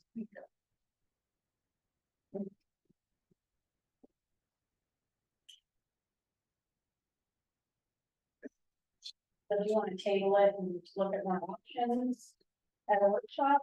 At this time, I don't think that, I'm ready to make it to approve $89,000 for, a complete HVAC system. So if we can have a motion to that effect, because again, this is something we need to make a decision on now. Whereas the other stuff will come a little bit later, but this, they would need to know. So if we could have a decision tonight, that would, yeah, it's necessary. I move that we delay further consideration of an HVAC system for the auditorium until the next phase for the auditorium renovation. I would second that. We have a motion and a second. Any further discussion? I just wonder if the language needs to be just air cooling, because Okay. we'll have the H, Yeah. and the air does not have the A, it's air. That's. Your cool system. Okay. Trustee Ben. Yes. Trustee Bennett. Yes. Yes. Trustee Cobb. Yes. Yes. Thank you. Okay. Now we can go to the Boston Valley School water line. Good evening.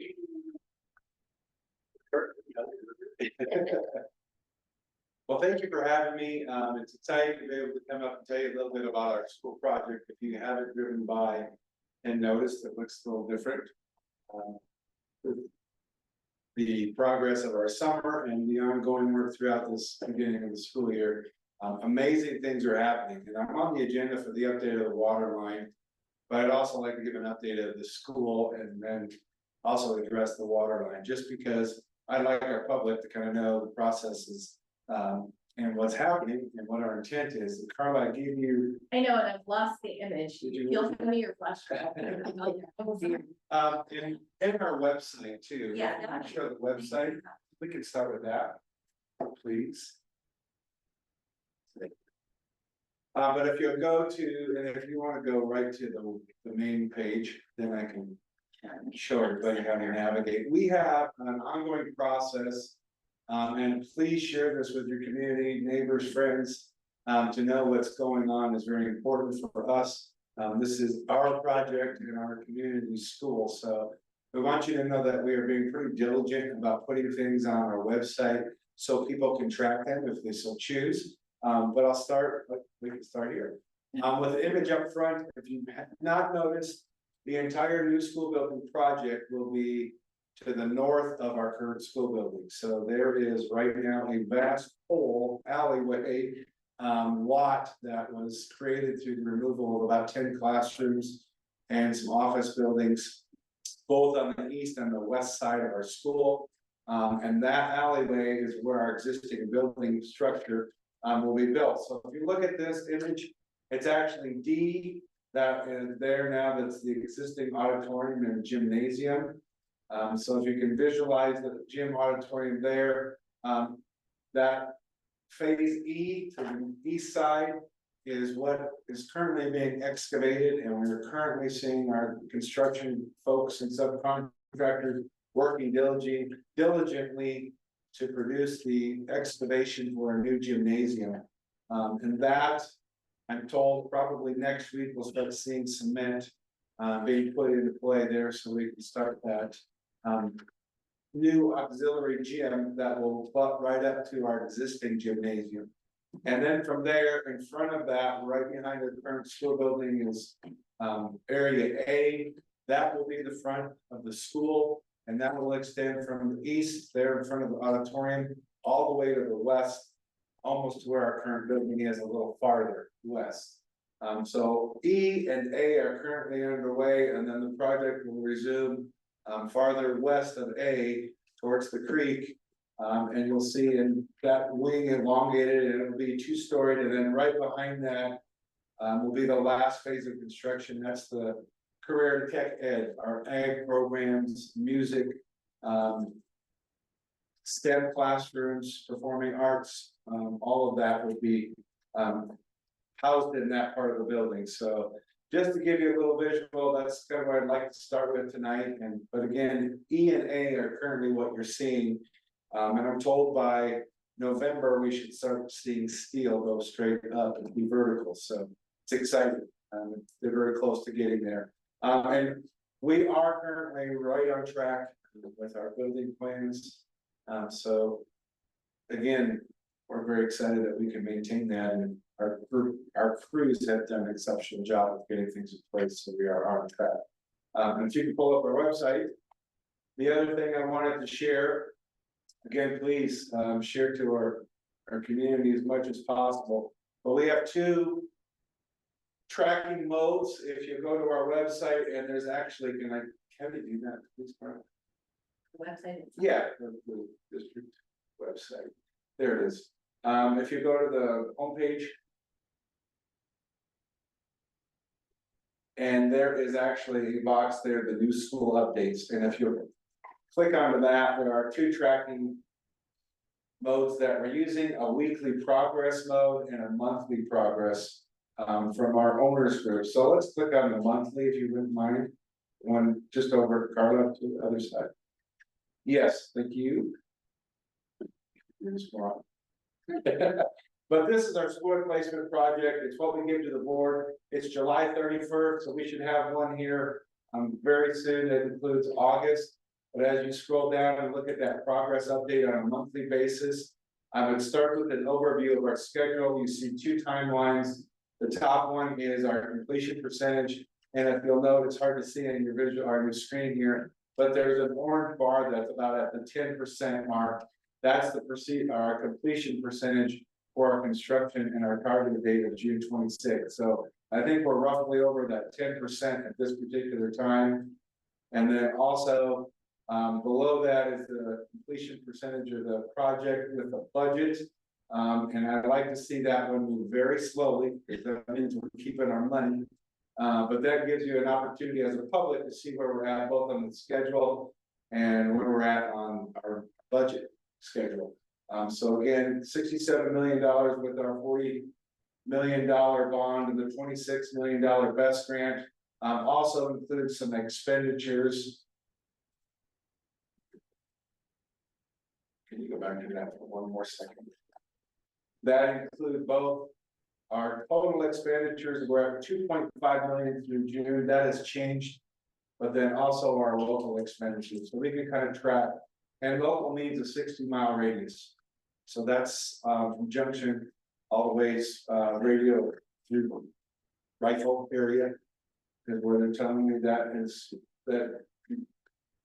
includes. So that's just a quick overview. And then if you scroll down, it just goes through a overall monthly update of recently completed projects, a couple of visual pictures, and then some upcoming things. That's a monthly update, and if I can have you go back kind of to the weekly one.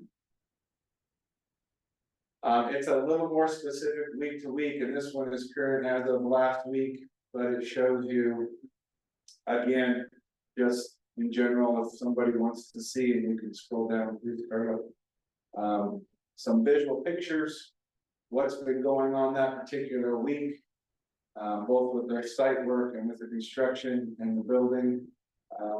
We are obviously doing a lot of relocates with our sanitary and storm routes. So we are prepared to put some cement down and have a foundation there. And obviously a lot of excavating. If you look at E there on the bottom left and the bottom right, that's area E excavation. So that's where we're going to start seeing some footers being put in and cement foundations. And then some responsibilities for our contractors and our trade partners and the manpower count, if we go all the way down, this is. A little bit exciting, it's almost like a little city going on back there, and these guys have been top notch, our construction company and the subcontractors. We literally function in that school building and they're 15 to 20 feet away moving earth. And taking things down, and you really wouldn't know it when you're in our school building, so a testament to those guys and our staff for what they're doing through this process. But I just want to share this, and again, I won't beat this to death because you could certainly look at it. But there is a visual there that we want our public to know that we're constantly updating, so they're in the loop, so to speak. And then lastly, and I'll open this up for some questions, our water line, which is the utmost importance, is happening. I want to thank the town for your work, both Melanie and Carla, with our folks, Kelsey Bean and the town council for supporting this to happen. Is underway in the light of planning, but especially with the DOLA grant submission, that application has been completed. And we've worked, I think, really well with the town to kind of put this thing together. But we appreciate, thank you all for submitting this for us. And an opportunity to get $1 million for this $2 million project is huge. So thank you all for the opportunity to get this done and submitted. That application deadline has been met. It's my understanding that we will present here at the end of September to follow up that process. In the meantime, there are some obligations that we have to get done, and that includes some work with some local landowners for some easements. We have vetted and worked with the town to kind of work collaboratively, so they're talking to Mesa County for the county permits and some of the planning pieces that go with the town. And then as a school district, we are working with individual property owners on those easement pieces. And also we're touching base together with CDOT and those different permits that need to be submitted and taken care of so we can make the process work. Martin, KLJ have also been collaborative. We've got, I think, a pretty good design.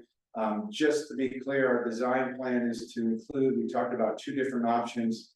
The one that we felt was the best option and kind of vetted through both engineering firms was the water tank. And we've been happy to know that we don't need a 275,000 gallon tank. We need a 200,000 gallon tank. So save some money. It's always good to get that news because we don't usually get to save money. You know how it works. But we will have that up at the county shop.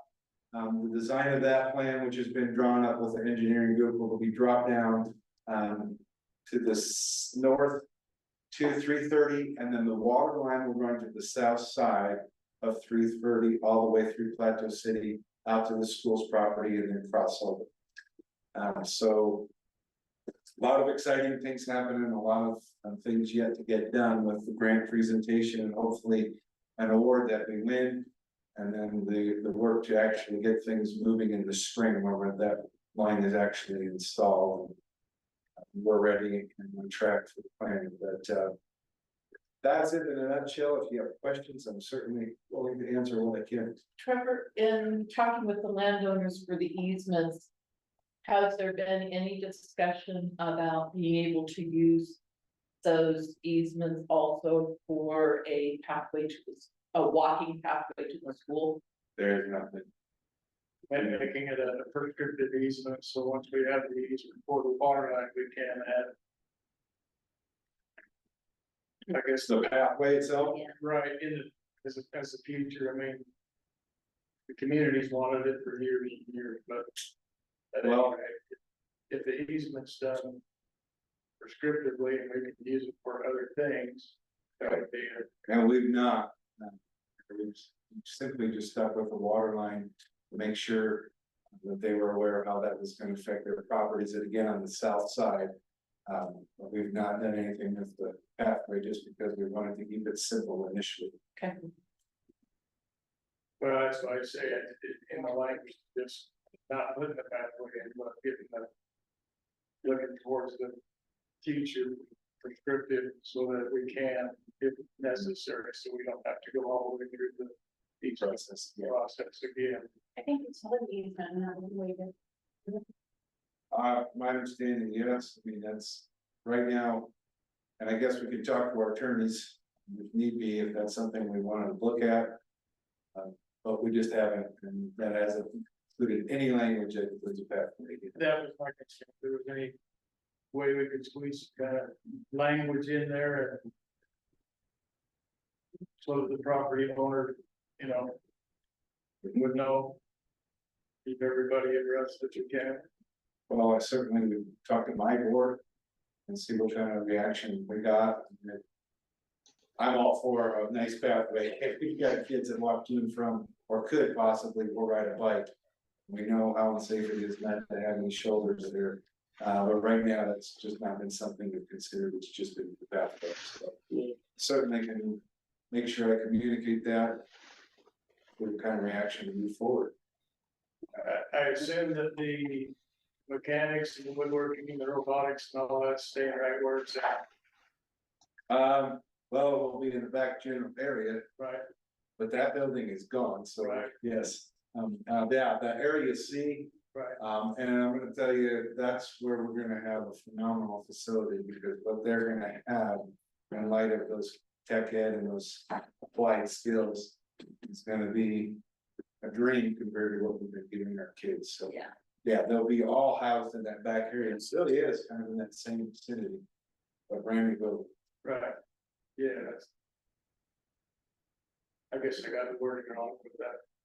Couldn't do that. Yep. Yeah.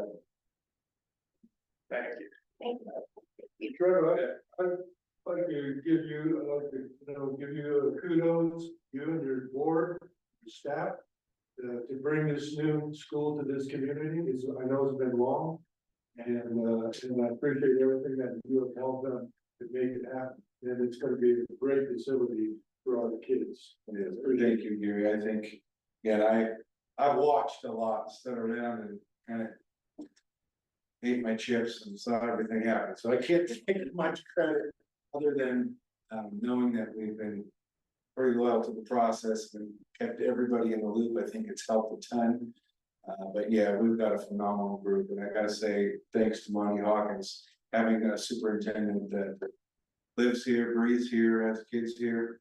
There's a huge priority to do this right, and we see that in every day's actions that we watch. Thank you. Thanks, Trevor. Before I leave, I want to say thanks to the board and the council for Mason County Sheriffs and our opportunity to work with them. Our doors open to them. They are around, they are visible. It makes a huge impact on our school to know that we've got some support if something needs to. We need an emergency situation and we needed help. They've been active to be in our building, and we appreciate it. I know it's not an easy thing to do, but our kids need it, we need it, and we appreciate the fact that they're there, so thank you. Thank you. Have a good evening. Number 14, homecoming street closure. Or customized school. Before they start, can you turn it down? I'm cold. We got so warm there, I turned the air conditioner down. So A lot of people have left. yeah. That's what's funny.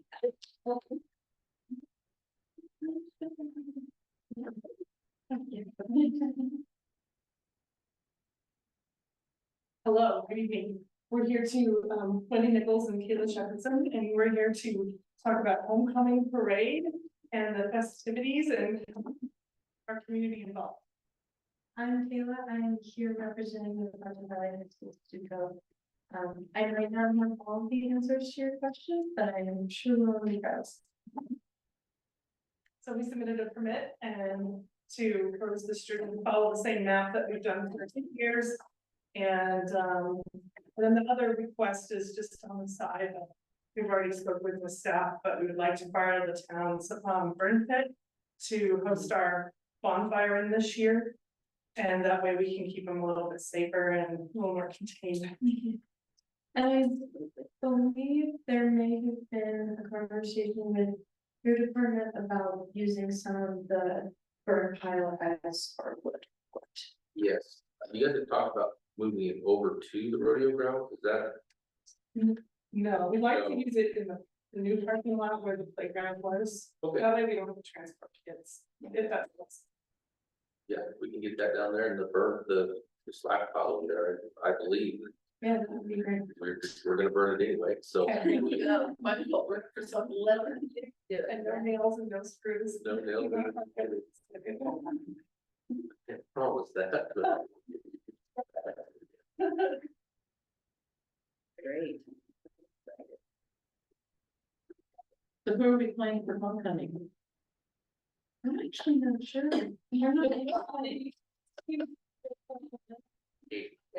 I think it's Hayden.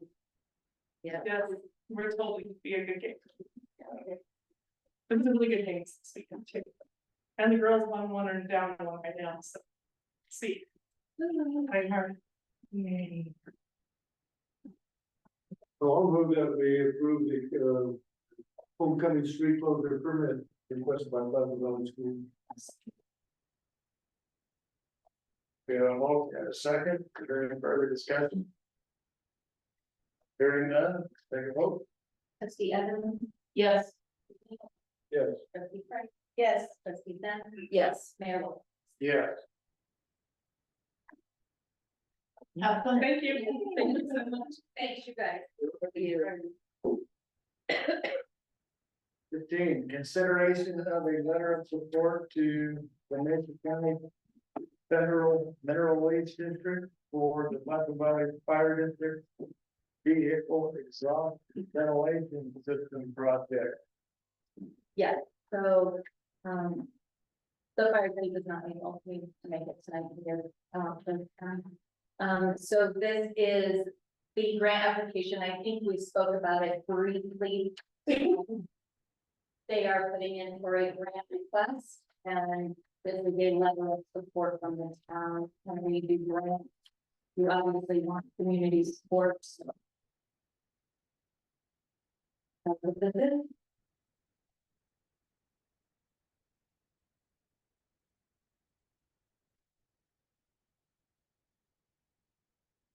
I move that we approve the letter of support to the Mesa County Federal Mineral Lease District for Platte Valley Fire District's vehicle exhaust ventilation system, and ask the mayor to sign it.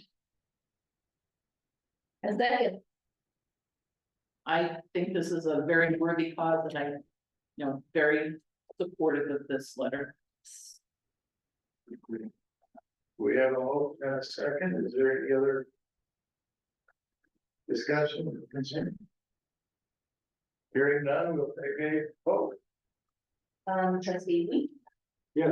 Trustee Price. Yes. Trustee Dunn. Yes. Trustee Evans. Yes. Mayor Wolf. Yes.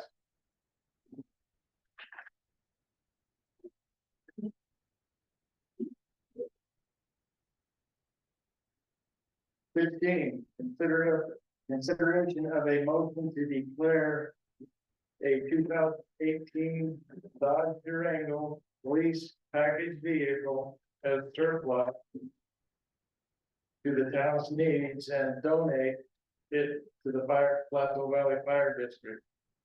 And authorize the town manager to sign any necessary paperwork to make the transfer.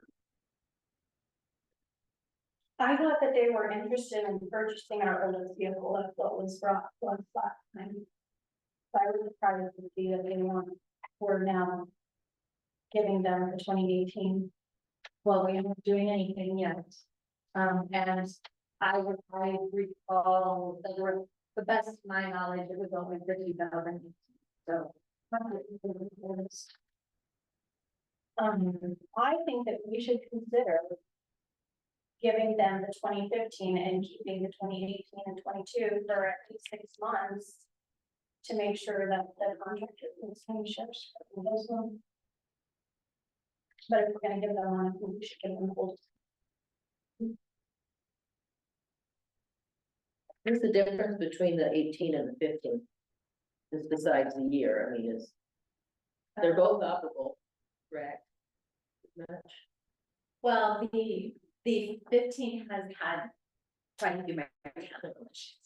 And it was slated to be replaced and disposed of as part of the 2022. It would probably not be a great investment for the fire district to spend the money to do that. And I believe the Palisade Police Department is interested in actually putting it out. Yeah, they're interested in it. So it costs more to make it safe and updated that would. There are a lot of electrical issues. It's been the primary thing, but it has been in the shop that, you know, the dealership. And right here, and there have been several different things. But they've been fixed. If it's been in the shop, they have been fixed. They've been fixed and continue to then. Electrical is always difficult, I get that.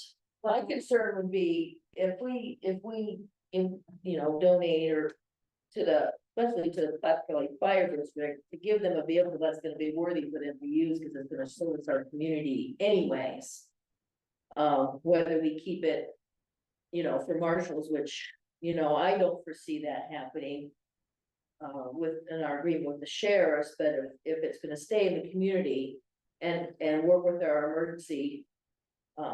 Their fire people, I think we need to give them something reliable. In order to continue and for the things they do for our community.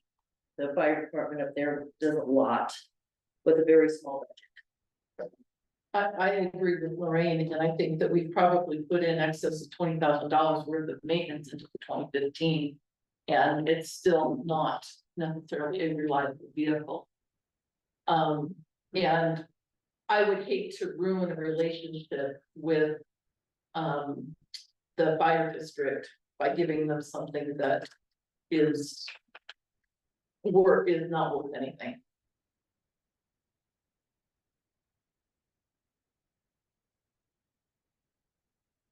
Yeah, I agree in terms of, I think that if we're gonna give them a vehicle at all, it should be probably the 2019 with less mileage. And less likely to need maintenance. I don't know what the options in the 2015, we talked about that, how we would dispose of that, sell it or. But I think if we're going to make the donation, I agree that the newer vehicles with less mileage would be a better choice. What are your thoughts on that, Mike? I know a little bit about that car from talking to Jeff and Adam at the time. I know there was problems with I believe the radiator or the intercooler, the air conditioning, there was a leak on it. They'd taken it down and they said they fixed it, they brought it home, but there were still problems with it. Other than that, I don't know a lot about it. It is it's definitely used. It's, you know, the Palisade Police Department came and looked at it and they decided, you know, it's probably best part it out. Do you know how many miles on it? I do not have a couple of minutes, but I do have it in my own. The electrical is the biggest thing, that's always had problems with the electrical. But there are some phantom things in there that they said that they fixed, but maybe they did get them fixed. I don't know when the end, you know, when they got it back, we'd have to maybe get a hold of Jeff or Adam and ask them, but. Or maybe even the price, but I think we took it down there a couple times. Or more actually. But they might have fixed it. I'm just not sure what it's at right now. How many miles on it? I didn't know. I actually went and got them, but I'm not, there was one that was 30,000, I think that's the 2018, and I'm thinking off the top of my head, please don't hold it to me, it's 60,000. 68, you know, it's under 100,000. I'm thinking people are calling it as a mechanic special and giving it to the Palisade for now. So we're not here for 60,000 miles. I don't think we were gonna donate them to Palisade. necessarily. Yeah. No, they were. How much money we're gonna get out of it. So right now we're dealing with just the 2018 big fire. So what we read about Palisade, that's all. That's it. Palisade, came up, they have been very interested in, the 22. Oh, And they would like the 15 again, they wanted it for parks because they do have other Durangos. They will not be putting it on the street because of its age and where that goes into law enforcement vehicles. They sit running a lot, that's out of my wheelhouse, that's why we do outside entities we worked on. So that is what Palisade would be doing with the 15. They're interested in the 22. We do pay for insurance. For them to just be sitting isn't healthy on them. I think if the town board. After they gave the sheriff's office, if they still felt that this was not the right move, then I think that. In the length of time it would. That we know it takes to hire. For somebody. Then you could. Look at purchasing. New vehicles, the 15 has 66,000. And the 18 has 32, 33. Thank you, yeah. Thanks. okay. And the 22. Has 431, 431.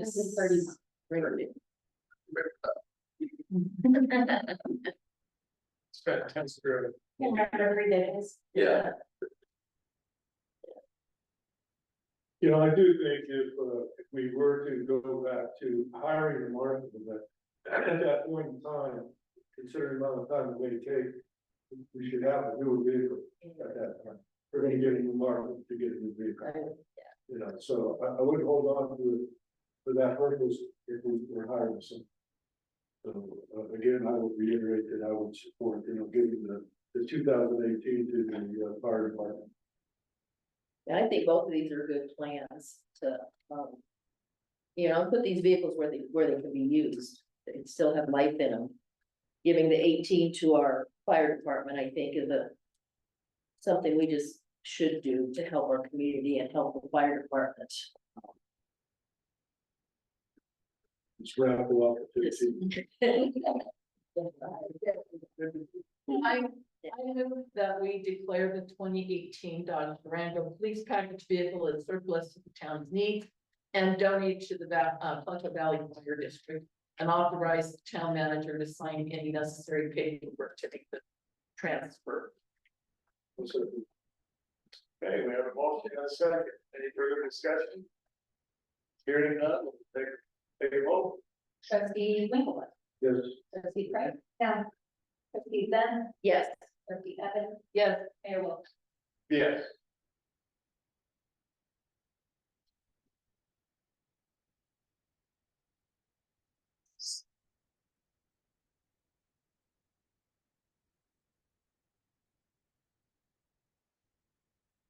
Was Palisade, given an offer yet already, or what, where are the discussions at? They have not, they came up, with their mechanic and, one of their officers that handles their fleet vehicles. They went through the vehicles with Mike, and then the officer was on vacation, and that's why in this, I was hoping that the mayor would be able to sit and do negotiations regarding the vehicles whenever they're back, and I'm sure he has to take it to his town board.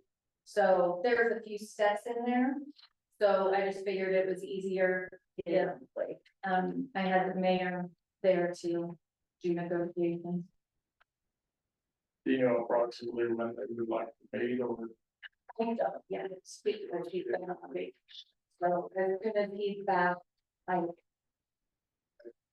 think the final number should be brought to the board for us to make a decision. So again, that wouldn't stop us from negotiating a price, but we could maybe negotiate a price and then bring it to the board to make a final decision. I think that's the best. Is that fair enough? Or if the board wants Yeah, to I'm fine with that. to Yeah. negotiate the 2022 and try and get some recovery funds out of the 2015 that. So it sounds if they want both, so you know, see what you can come up with, talking to them, what their concerns are and what would be a reasonable offer.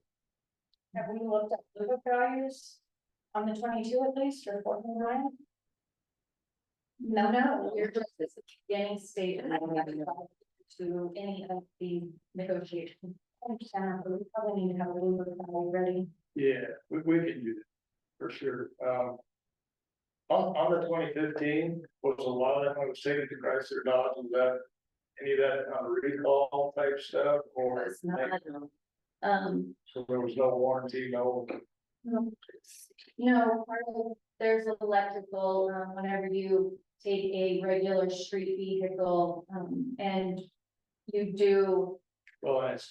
all of the additions of lights and radios and et cetera, et cetera, et cetera. If the package wasn't necessarily set up for that when it was ordered, then those are extra electrical loads put onto the vehicle. Yeah, And so that can cause more damage in there. probably more to the warranty as well. So that tells me that we can put it up for bid to somebody who could expect that kind of job, probably have a decent vehicle for commercial. I think the town, the police vehicle, the lights and, you know, all of the Yeah. police equipment would have to be stripped by it. And that's where we didn't really have anybody who can do that as well. And Palisade, I think they have an outfitter that works on the vehicle. It also doesn't have, seats. Oh, yes, there's that too. The seats were removed. and what would we do with all that equipment? We'd have them try and sell it, so I think, to me, it makes more sense. If another police department, local, wants it and can put it into service. And we can recoup some of those funds for when we purchased it, putting it back into our coffers, I think that makes more sense too. Is there no way to kind of network with other communities that the vehicles might be able to sell? I mean, in smaller communities that have a smaller budget, I mean, you know, at 15, you say 66,000. That's not bad in my eyes, but it's electrical, you know. Gremlins are horrible. That's the thing, I think, it's just that there's those, we could list it, we could go out there, you know, I wouldn't wanna upset Palisade No. over it, so. Secret Palisade's got to say first, that's it. My question was going to be, do we have this? Today, do we want to limit this just to Palisade or leave it open to? Anybody that's interested, but let's talk Palisade first, but in case we don't.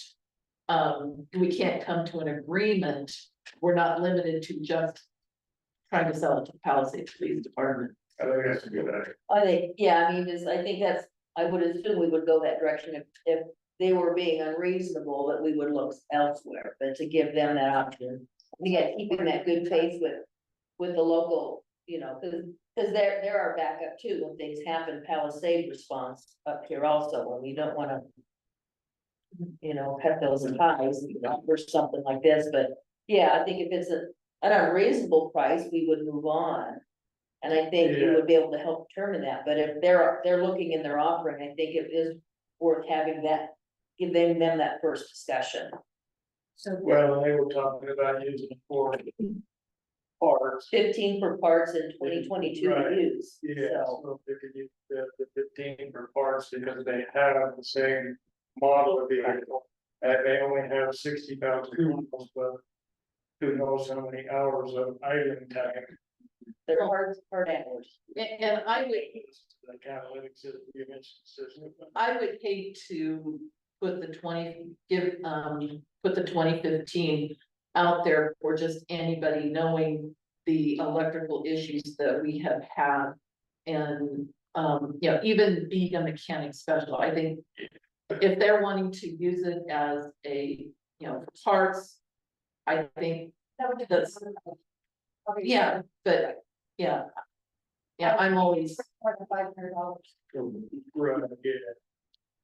And probably all the sub equipment or all the equipment that's on it's for $500. So maybe a motion to table this until. Not table it, my thinking is kind of to go ahead and surplus it. And direct the town manager and mayor to negotiate the sale of the vehicles. And authorize the town manager to sign necessary paperwork, not necessarily specifying Palisade, but after that, directing you to start with Palisade. And then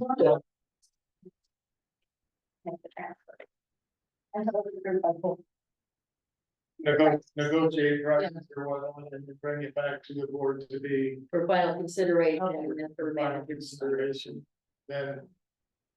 Yeah, if they're not willing to give up a little bit for the 2015, even if it's somebody else might need it for parts, to walk back together, they wreck, just need a door, whatever. So that's your motion, Dylan? I move to declare the 2015 Dodge Durango and the 2022 Dodge Durango police vehicles as surplus to the town's needs and direct the town manager and mayor to negotiate the sale of the vehicles. And to bring the offers back to the board for final consideration. I would second that. Okay, we have a motion and a second. Is there any further discussion? Take a vote. Trustee Bright. No. Trustee Ben. Yes. Trustee Evans. Yes. Trustee Winkleblack. Yes. Mayor Walton. Yeah.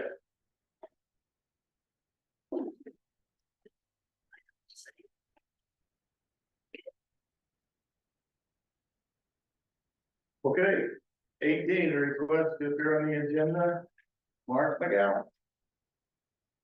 I'm back 4 months ago, I gave you guys this.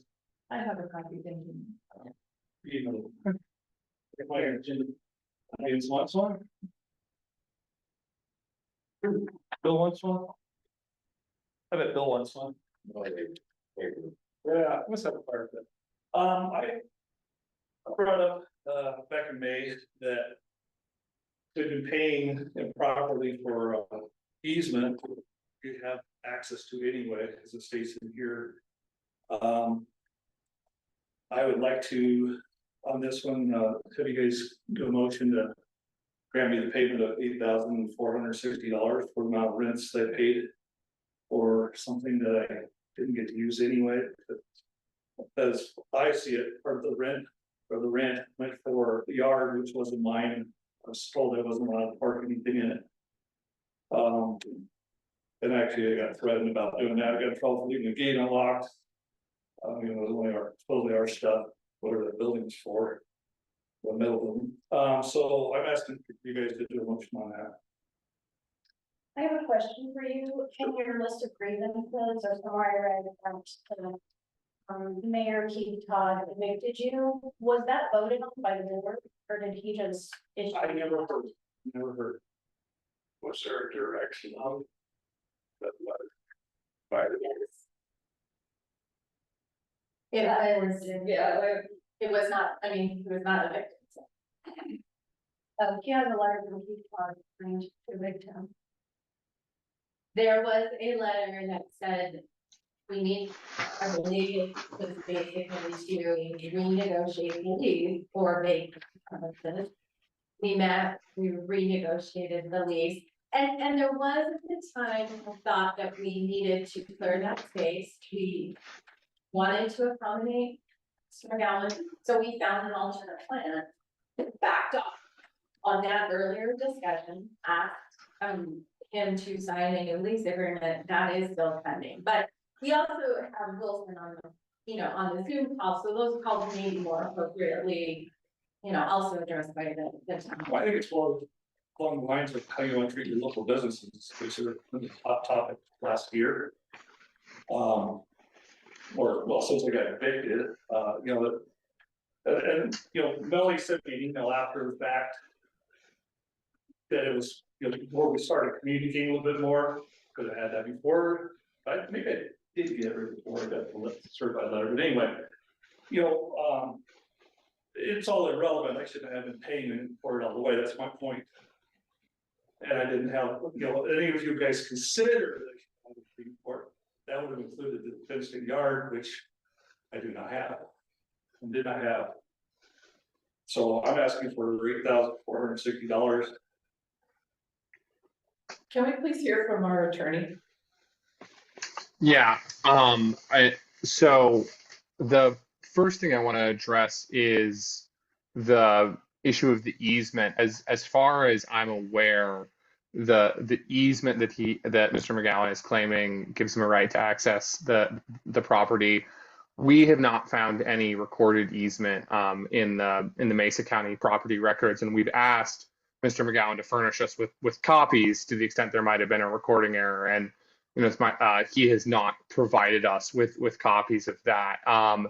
As far as the request for the refund, it's he's asking for a refund on rent for space that he's occupying pursuant to a lease. So it's our position that, or it's at least my position as the town attorney, that there's not really a basis for any kind of refund of rent there.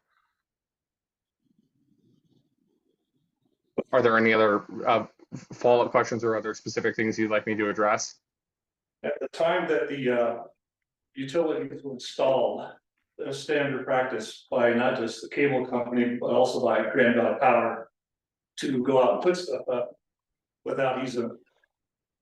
But I know for a fact I've actually attached their poles when I had to get easements because they did not have an easement. So that's not saying that it's wrong. It's there, it's been living there for 40+ years. So it's easement by default. Yeah, well, I can't remember But- when so he's. But I just want to be clear on, are you claiming that the easement at issue here is the public utility easement that your cables are located in, or a easement to locate your the building and the fenced in area on the top of the property? Because we're talking about two different things there. Right, I can't claim either at this time, but I do believe that there's at least. And why the clerk and record, have you gone to the clerk and record and asked for the easement? I figured I'd rather just ask you guys for the refund. Because. Just for example, on the east side of my property, on one side of the fence, there's a 15-foot easement, and on the other side, and it's a utility easement, on the other side, there's a 25-foot easement, so there's 40 feet there. I don't know what, the clerk and recorder should have an easement, a utility easement that goes along the Gandy Park, the fence line. It's really close to the back. The building is really close to the back property line. It's shared with the neighbors, but very possibly could be in an existing utility easement. But I can't confirm or I don't know that for sure. All I know is it started with Jeff Overmiller in the 80s, and he is the one that constructed the fencing, the building, the whole cable system. And it went through half a dozen several owners before. So was there a history of a lease payment made before? No. We made this just for you? No, there was never in the history of the cable system, because it was a public utility.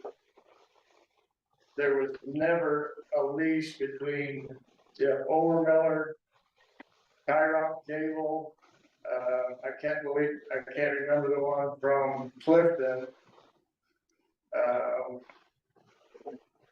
Jeff had to repossess it from then, and then it went to Chiron, and then actually my wife and I got it for our daughter to run as a business, but it wasn't for the money, it was for the daughter's experience and education.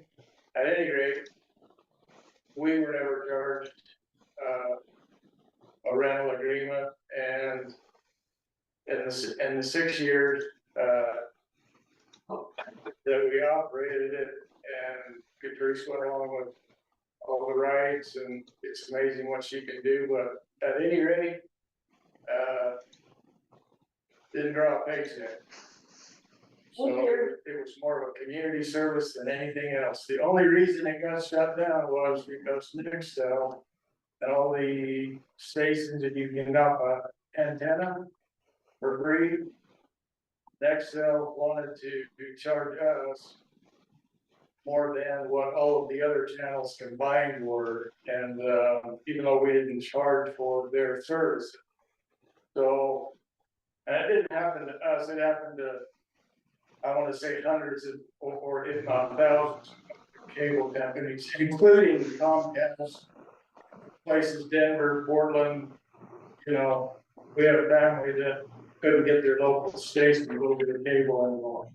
He's referring to Nexstar, not Nexstar, Corporation Nexstar bought out the local media stations and then sent us a letter that we either had to pay them or take them off the network, so. But wouldn't there be, if it is an easement, a utilities easement, wouldn't there be a documentation in Mesa County? There should be, yeah. Just as evidence of what's really there and who has the I've gone easement. to the county surveyor twice. And there are almost no utility easements recorded in his office. There are, including even 330 isn't totally recorded. There's a lot of utilities and stuff around here. It's the standard, the practice has been that there is no recorded easements. Did you, From my experience talking to the county surveyor. did you check with the county clerk's office where easements and property deeds are recorded? I've talked with them about it too. It's a lot more difficult to figure out because it is tied to parcel. And that's exactly what I found when, this has come up as you say, but, doing the homework, it was the clerk's office that came up with the easements and told me where, I mean, they printed them off.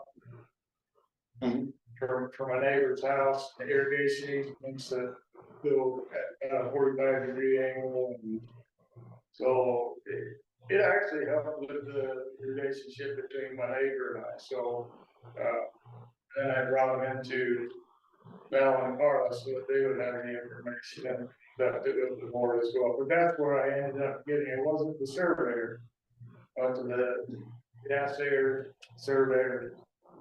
Then the county clerk is going to probably. Hey, what spurred them in charging you? How long were you established before they started charging you? 2 years. What spurred them in charging you? Fixed term son working for the same company that I had worked for. They didn't want me to have this piece of property, plus they also didn't want me doing the grant, which I got for this community. So my position is, you know, there had to be an easement because somebody let them build this on top of that property, public property, well aware of what's going on. You know, so there's regular, you know, it's been done, somebody knew about it. I didn't just go build it, Kendall didn't build it. Mike didn't build it, it was already there, somebody else did it, and they knew about it. It was a good thing for the town at the time. Melanie, what precipitated the request for the lease? I don't know, that was, Davis was your town manager. Was 2017 that first agreement was signed, and then, correct, and we have Newcom, who is building our CNL, they did an entire, property search and looking for easements. There is no recording of any easement. We have the title report from, this is the title, and it is not. That's the title amendment of Gandy. Yeah. That's when it was donated to the town. Well, so this is a recent title report. This was done in February of this year by Land Title. And they identified all of the commitments and reservations against the property. And it was, there is no listing of any sort, like the T-Mobile tower is reported.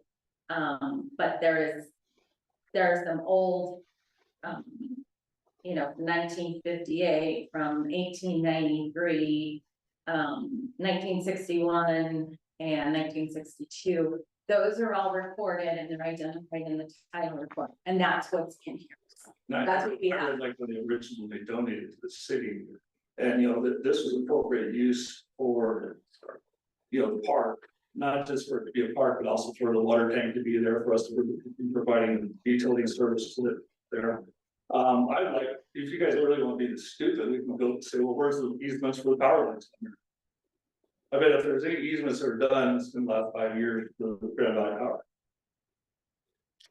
Are there any other internet providers up there that you know of? Which, by the way, my line actually is right underneath Grand Valley Power lines, so there should be an easement for the power for the actual conduit. Yes, there are. I have no idea how many now. How many internet providers? Right. I know, Brainstorm was using the tan buildings on the south side of the park. Should we charge them for that?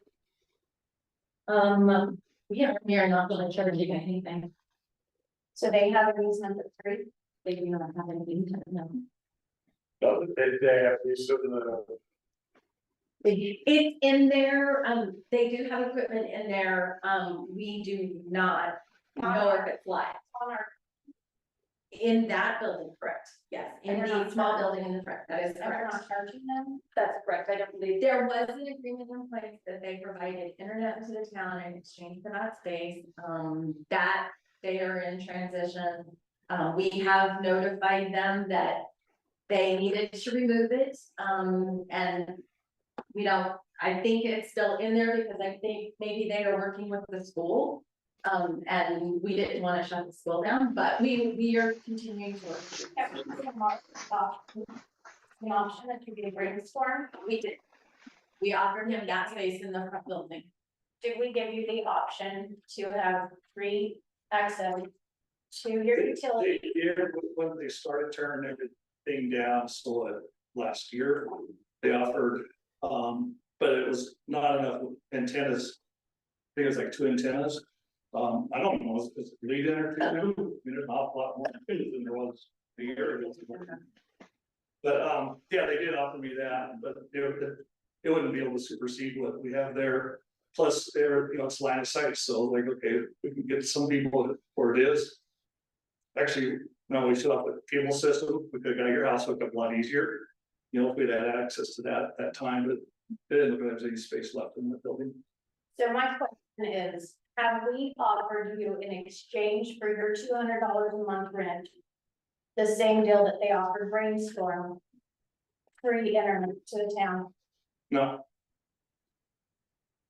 And it is not $200, it's $100 a month is the agreed upon payment in the lease agreement, which has not been paid since I believe. So that is also another issue, but. And the lease is not for the underground easements, it is for the surface use. Go ahead, touch on that, Mayor, and how the surface. underground, but I mean, when it's surface. That's the same thing as like the mineralized out on my court. I got two feet. So your power has to be 2 feet if it's in the ground, your gas lines have to be 18 inches. And your cable, because it's a low voltage or whatever, there actually isn't a footage depth that's required. That's all considered sort of just like. Okay, but Melanie, the lease agreement, it is not for the underground. It is for the surface where the building and the tower are located, correct? Correct. Thank you. Did Brainstorm pay their own power at that building, or was that part of the? They were paying it, we recently assumed it because again, we had discussed with Mark when we started talking about the CNL site. We talked about moving everybody out to the front while we were doing that. And so at that time, we assumed the power on the front building. We still have that. Our goal and our staging process is once the CNL is fully operational, we will instruct Brainstorm or Bureau or whoever they are in this 5 minutes. They've had a lot of ownership changes. Yeah. We will instruct them that they will need to move their connection to the CNL. And then actually we would probably abandon that front building and then we have more parking at the park because that building would be surplus. And so we would abandon is what would come to it. There's plenty of other storage for the volleyball stuff, and Mark, what? Could be used for park storage. Yes, I mean, that's certainly an option. So what we attempted to do was not shut anybody down as we move through the staging process, and that's why we haven't, you know, we went back to Mark and said, okay, let's figure out a way to make this work until we get the CNL up and running, and I believe that's the premise that we've operated on.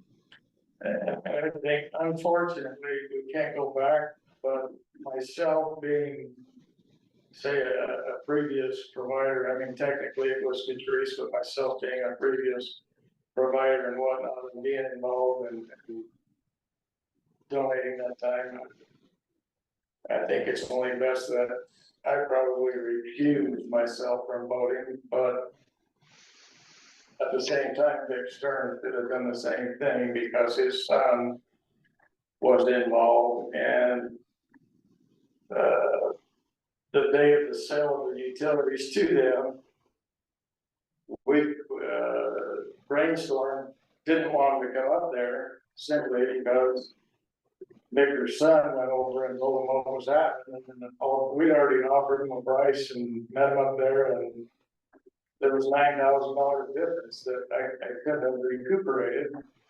And I simply said, that's not the way we work. You guys unite us. We made an agreement, and that was it. So that's just my input, and so I'm going to abstain from voting. So- just have a simple question. You said you paid $100 for the use of the property. Yes. Did you have the use of the property? No, Okay, I so had then, partial use of the property, not the property that we originally agreed to in 2017. okay, I did not. so the second part of my question then is, if you want to get $8,460 back, and you were paying $100, that means you paid $100 for 6.5 years. Yes. Why did it take you 6.5 years to get to this point? Why did you continue to pay $100 a month for 6.5 years for something that you felt you were not getting according to the agreement? I used to felt like I was a member of this community until this year. Now I don't. I just feel like we're gonna just do things the hard way, which we have been a while here. And to that point, Gary, I was not, or just a member of the community sitting in the audience. And Vic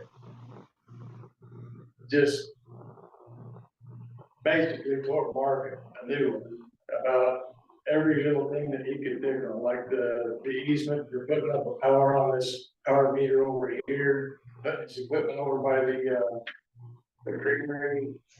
Just about as long as his son was working for Brainstorm, that was just part of the history.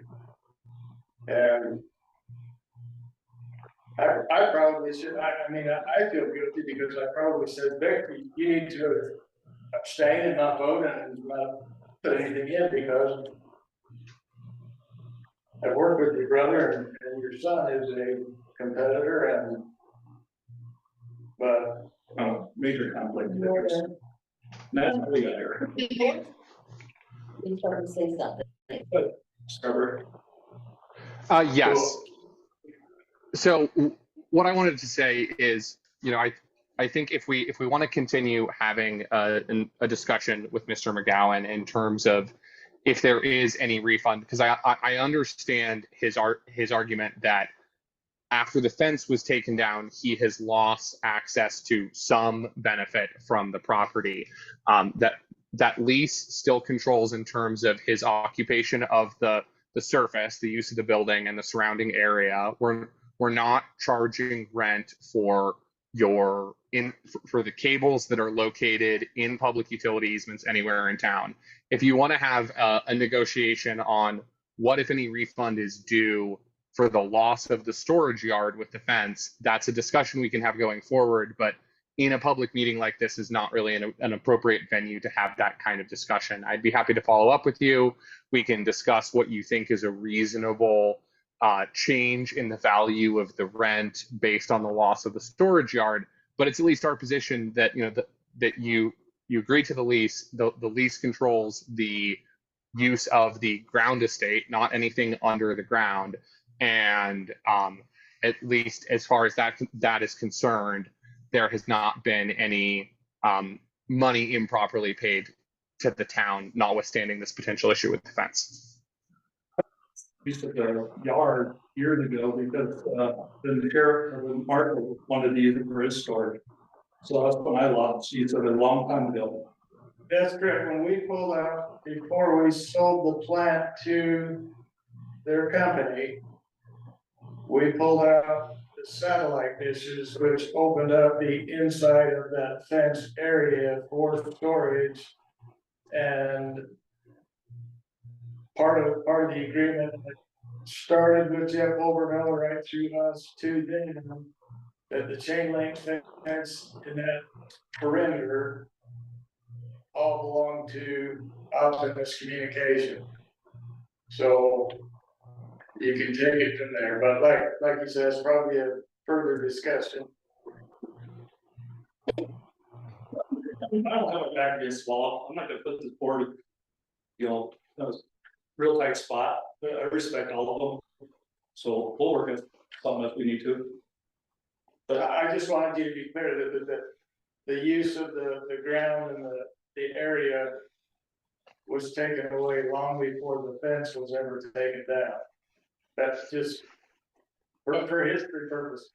And yet he still signed 2 agreements for, did you have to sign the second agreement? Yes. We can hit it. No, actually, I don't have an agreement between. But he's agreed to, signed at least one agreement with what was current, what he was being able to use, whether he was able to use all of the fenced area or not, and he agreed to that at that time. Well, Tilda, how would you feel if you leased your current home, and all of a sudden, me as the owner came over and took half of it back? For the yard. For the yard, just the yard. I would ask to renegotiate the agreement. So that was probably mine and Melanie's mistake, because we didn't do that. But I think it just voided the whole thing, since the building is part of the easement. Where the antenna pole is part of the easement. I think this is. Where the fence was. Okay, that's what I was leasing. I think that this is something that needs to have more discussion between the attorneys. You'd rather put us there over $8,600. We already got enough animosity in this town. Pay it or don't. Can we have that added to our drive, this lease? To review? Sure. And just so that it's clear, I do have service with Optimus, but I pay a monthly bill, comes out on their checking account every month. So, but I just think it's. Me too, and just to be clear, I'm not for you because you're my internet provider, I'm for every small business owner in this entire town, and I'm for equal opportunity. Like I said, I've looked at Melanie, Gary, Tilda, Lorraine over the years. Mike. Don't have to do the way. Why not? No, you're not hard. So, yeah. And that's it's nothing against you, that's the only reason that I would abstain from voting, is because because I have a history over the years. Since Jeff Miller owned it, of maintaining it.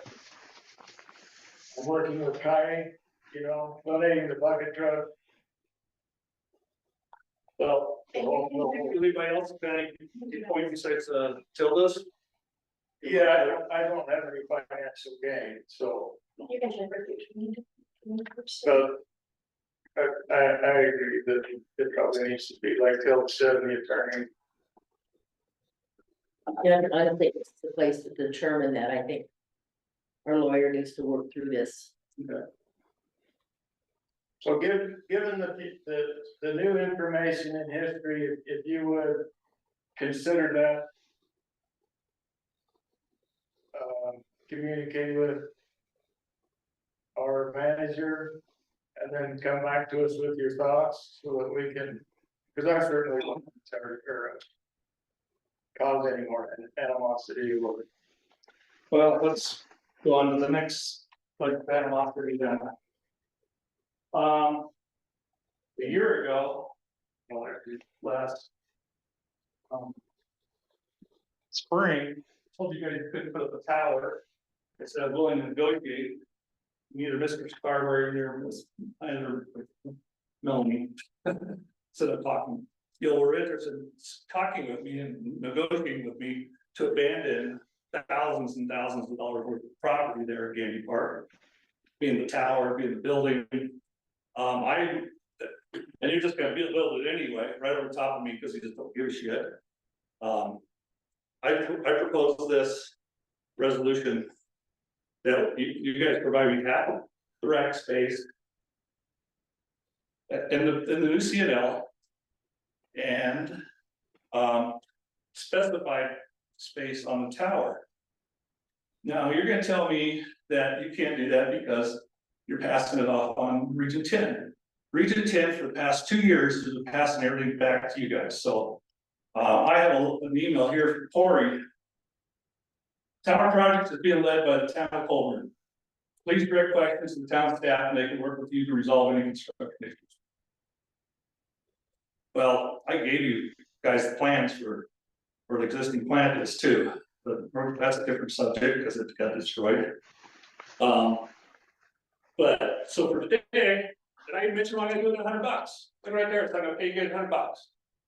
Throw that $100 back. I told you that 4 months ago too, is gonna pay you back. Or start paying it.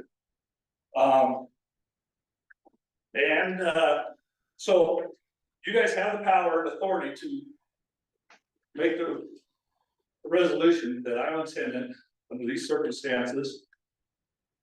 In the new building, I will have utilization of the new tower. I will take my tower down. I'll probably eventually take my building out because I don't need to pay another electric meter. And I've been asking for 2 years, 3 years how to provide service.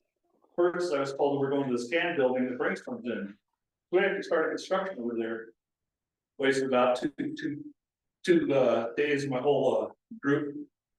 So that's probably $2,000, $3,000 for equipment. That wonderful big bucket trucks, a bucket of a gallon per mile, or about a bucket per mile. It's not very good. It's just expensive. So I'm asking you guys to make a resolution to allow me on the tower under these circumstances. What do you think, Mr. Scarborough? So, and sorry, I was having a hard time hearing some of what you said, but I just want to make sure I understood things correctly. So, as we've told you in the past, the Region 10 is going to be responsible for renting out the rack space in that CNL. They passed the buck back to you guys because they've been passing the buck back to you guys for Okay, 3 years. please do not interrupt me. Go ahead. That email that you read from Corey Brindle said to coordinate with the town regarding construction issues. It said nothing about negotiating with the town concerning a lease. If you want a lease at the new CNL, you will have to coordinate with Region 10. Now, one reason why they may have been telling you to coordinate with the town is because the CNL has not been built yet. And so when you're reaching out, they may be thinking that you're trying to ask about construction issues. But again, the town will not own the CNL. That will be Region 10. The town cannot grant a lease to something it does not own. They don't own the CNL. Region 10 is leasing it from them, isn't it? Or do you guys just give away your property? We did, the previous board did. You actually gave it to them. Instead of bringing it in front of the public, myself, Brainstorm, Elite, what do you guys do for us? Okay, Thank you. Well, listen. It's just kind of frustrating. Okay, the alternatives, I can come up with some ridiculously high amount of that building and towers worth. You guys will have to pay for it, or we can end up at court. They already paid this guy $4,000 for dealing with me. This 3 months. Are you guys happy with that? I say you smile. Mr. McGowan, we Yes, ma'am. cannot give you preferential treatment, which is what you are asking for. Why not? Over all other potential and existing internet providers. They should all have the same opportunity. You are not asking them to tear down their tower. You are not asking them to allow you to interfere with their tower, me and mine. These things, I had, when they put up the other tower, I told you guys this. I had to go and build this tower up on ME Road, just because they built that cell phone tower, because it blocked the people that live over here. Why should I have to do that? I'm paying $35 a month just for electricity. You know how many people are on that? 5, 4, barely cares for the electric. So what, I'm not saying you do something special to me. Well, that's what you're asking us to do. When Corey was here, he told you guys that he makes special concessions for people that have certain circumstances, whether they're already an existing business or something like that with him. He's told you that. Then you need to talk to him. He is not the one that's causing this problem. You guys are. It's your property. I may be wrong, but I thought once the mid-level project is complete and available to it, that it is the town's and we will maintain it or have to pay somebody to maintain it from Denver a year or whatever. The Is that- fiber does have to be maintained by the town, and the town still owns the CNL building, it is leased. They have leased premises, for purposes of operations. That's what my email said. Okay. Okay, well, I think it could actually, present it to them that you guys are over a barrel, and this is a resolution to it. I know some of you don't particularly want to even resolve it. That's fine, Tilda. I'll go away one of these days. The way you guys are treating me, it's a hell lot sooner than later. Which is a problem, because a lot of our, I'm the only one that's out here trying to solve these problems. I know you are. I saw Lee show up for that one meeting, but he hasn't come over here to tell you guys are causing me problems here. I don't see brainstorm over, we can't provide service to the area anymore because we can't use the water tank anymore. So, things like that. I'm the guy that comes here, been here 20-some years, and I'd like to stay, but I'm not going to. I've had enough. Well, I just want the board to know that you reach a lot of people that other internet providers can't. That's right. And I provide the best speed. And then as soon as I get hooked up to the fiber, I'll provide the best service. It's just something that I think we should consider. Oh, I would like to know from ED, what I understand is we has 2.5 gig coming to the top of the mesa into the community, whereas Mark or Optimus has 10 gig. And there's a possibility of radios being used that should be licensed that aren't. So I guess I would like that. Who checks up on that? Radios being used and aren't licensed. Usually falls on the guy that's getting interfered with. That'd be. I try to behave a little bit and not cause problems for my fellow businessmen. It does create some problems. And I created him with a problem recently, or not recently, not on purpose, I meant to say. I parked my bucket truck right in front of his tower, or his antenna on the Grand Mesa several years ago. Never thought anything about it. It's starting to build. I think that this, from where we're going with this discussion, I think we need to let the lawyers initially get through the first phase of wanting that refund. And then the CNL is not complete, that goes through Region 10. We're not to that point yet. So I think we need to take back a step and let Mr. Scarberry figure out how this needs to happen. Like I say, he was willing to have a conversation about the refund and start there. Well, the other problem is, and I didn't bring it up really yet, so we're gonna figure out a resolution on replacing all that cable up in Gandy Park. It's been torn up by the town 3 times, well. It's been torn up twice and once by the T-Mobile installer, so that's the 3rd time. And that's gonna be to the tune of thousands, tens of thousands of dollars. That has been broken so much you can't put it back together. You know, and the thing is that cable can provide same as fiber speed, it'll do 10 gigabit per second to the home. And that's basically primarily that was part of the reason that they bought the facilities, because it could do that, it allowed access to grant money, just like the town gets, but that's why we came before the town, before we went to any internet providers, and it was a different board, a different feeling at the time. I was willing to donate the whole system to the town so they could get access to those grants. And actually had the whole BE road located, getting the idea and such, and it came back to us that board did not want to compete with private enterprise. So, and the same thing that happened with Provo, Utah. They ended up investing $30 million, and then afterwards, shortly thereafter, sold it to Google for $1. But So you have damage now, Yes. there, and what are we at fault? The town,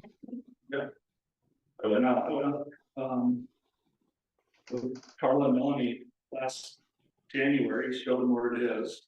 They said, this is a place we can build the tower. It's not where it's going. And then I went out there and Melanie asked me to mark it out, and I did. Put flags and we put paint, and I sent her a drawing file with where my facilities are. what are we doing to make that right too? Nothing. We can turn it over to the insurance company. That would be the appropriate thing because the town does have insurance. So if you'd like to, you know, give us the information, I will submit it to the insurance company. So that I'm would sure be, that's probably where it ended up, but yeah, that would be the appropriate way to handle it. Correct, Wilson? Though, okay, hold on. I just want to clarify something. So we're talking about whether the town's insurance policy would cover the damage to Mr. McGowan's facilities, but I just want to back up.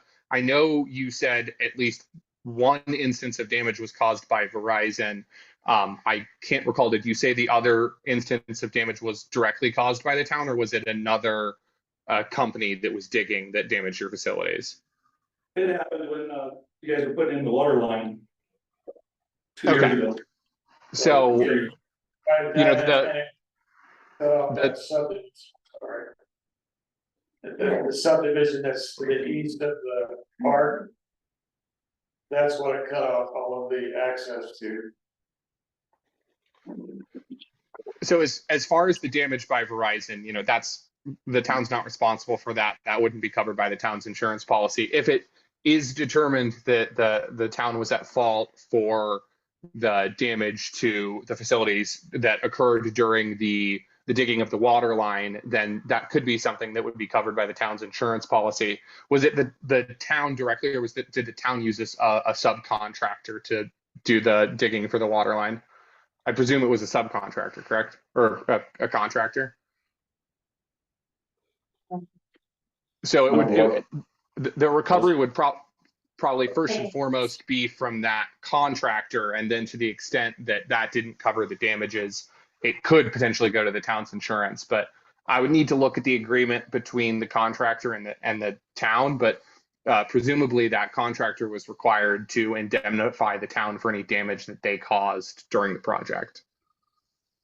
And have you actually filed a claim with the town? Oh, I'll try to be a good neighbor. So you did notify them? the town's aware that it was tore up on Okay, each side of the park. Mr. McGowan, how can we resolve something if you don't file a claim to let us know what it is that you are asking for us to give you remedy for? I've been coming to this particular board for 4 months and I've got nothing resolved. But you haven't filed the. I think I just said you didn't take, was first dated May 4th. We're talking about the damage to the Complaint. we've moved on from that. No, you're saying I don't do anything. I have. But have you filed an official claim to the town? Yeah, I consider that an official claim to the town. However you guys want to resolve it, it's your issue. I don't know how to resolve it. Why, I should not have to go, Melanie, what's your insurance company? I'm gonna go complain to them about this. That should be going to you guys and telling Melanie how to This is resolve two it. different things. Yes, no, but this, you said I don't do anything. Okay, That one, not I'm this. asking about the damage. So did Melanie direct you into the next step to recover your losses for the damage? No, I didn't bring it up. Because I was trying to be a good neighbor, I was trying to just work around it, try not to get my, I was a big enough target already, I've been. Like you talked about at the beginning, I got 3 pages of grievances against this. Organization. So maybe what I would recommend is have, okay, you have your plans, just like you showed Carla and Melanie. And since 3 to 10 years period to build the system, so that you're completely out of it. Get an estimate, just like a damaged car, and get an estimate from a Perion to replace all those facilities that you need replaced. And then bring that estimate to the town and take it from there. Okay. I'd like to respond, Mark, to this proposal that you made. You're operating $100 a month rent. And for me, I have no idea whether that is a reasonable amount or not. That's one point. So I think it has to be something I'd have to educate myself to see what the value of a month rent would be. Okay. Secondly, I'm not real clear about what happened with rack spaces, so I'm gonna have to bring myself up to speed on that as well. About that much. But I can tell you, the lease for 10 years, I'm very reluctant to get into any lease for 10 years. I don't care what you're talking about, leasing a home, a car, or whatever. I wouldn't lease anything for 10 years. Too many things change in 10 years. I think that's not a real reasonable request. And then automatically be an automatic after, 5 years after that for the term of only a 20 or 10 or 20% increase. With the way inflation's been going and you're offering a 20% increase after 10 years. And then another 5 years automatic. I just don't think that's good business. Well, let me answer that. I'm very reluctant to. I have evidence for every one of those parks. Before we ever did anything with Gandy Park as far as lease, I leased the 911 tower at the county shop. They put on the tower, electricity, and I pay them $50 a month. Because my stuff doesn't use hard electricity, it uses like $10 a month for electricity. If I'm paying a minimum meter, I'm losing money. Because it's not using the minimum. So, that's normal. I bought the old public television station on the west side of Grand Mesa. 3 years ago, I think it was. And the city of Grand Junction owns the land. We did I believe it was 25-year lease for that one. Because you don't want, you got a building, you got a tower, you don't want to be moving stuff. Same with this building, the new CNL. You don't want to be moving, because particularly you've got all these cables in the ground, you can't just go easily move it, it costs tens of thousands of dollars to move cable. Well, you saw how much they want just for electricity for your building, $5,000 to upgrade it, service, plus electricity. So, it all, there's reasons for some of this. The other reason is because we already are now in a negative relationship. We're kind of locked in. We don't have to renegotiate. That's why I put it in that way. We may not want to do business here anymore 10 or 20 years. I'm kind of obligated to pay that lease though if I have it for. Well, maybe the 10 years that as you explain it is reasonable. I'm still reluctant with something automatic in terms of, look at how our relationship is right now. So if that's the status 10 years from now, why would we want to renew it automatically? Right. You know, that, And I think there's a limitation, Mr. Starberg could tell you, there's a limitation with government deal to go for so long. Because like I ran out of the city of Grand Junction, we could only do a certain term lease. Like I said, you know, I presented this to you guys 4 months ago, because negotiated, and nobody's brought it up. Well, it's very common in commercial leases. We did give what, a 20-year indivisible lease to the people who have the tower for $1. It's supposed to be a nonprofit, they want to charge them $2,900, and he's just one person. And we need to keep in mind that all in on taxpayers' money. Whether it be local or state money. So it seems like if they're a nonprofit, they should be. I have an email on a laptop from Corey, where he told me 1 gigabit of internet, not the pipe, just the internet, was $7.99. The last email I got from was $9.95 now. So in 6 months, price went up. Was that third? Once you sign a contract with him, will you be locked into that price, or will it continue to? That's the crazy thing with this, you know, his prices are way out, like I said before. They're higher than what Eagle Nest was. Which, if he's not paying with $1 for all these facilities, and he's getting the equipment for free too. You know, all that stuff that's going in there, they didn't pay for. It's quite a bit, but. Like, my price paid to go to Grand Junction, or the Grand Junction isn't very bad. And Corey said, well, you know, you have to do something like that. You know, we can negotiate it down, even if it's in the middle of the lease, and it looks really bad. You know, if everybody's going down. Because the amount of data does go up. I'm thinking right now that path forward on this is with regard to the refund, continue to have the attorneys negotiate or look at that, negotiate that, whatever is appropriate. With regard to rental of CNL space, that needs to go back to Region 10, because they are the people that are setting the pricing for that. And with regard to remedies to you for damaged equipment or damaged lines, that you need to provide a claim to the town, listing all of the, you know, when the damage occurred, what the damage was, how much it would cost, so that we can move forward with getting appropriate remedies for you for that. So, and what you didn't touch on is, what should we do with my stuff that's already up there? Well, at this time, we have a lease agreement with you. No, we don't. Okay, Not then signed. if it's not signed and there's no lease, I would say that the town has the right to ask you to remove it. They haven't at this time. Well, sort of. Okay, now, what do you think, Brain? What should I do? Well, I mean, I had already mentioned earlier, I think we need to start with that refund issue, let the lawyers work through that. We're not ready to rent CNL space because it's not built yet. And that does go through Region 10. My understanding is we just maintain the facilities once it's there.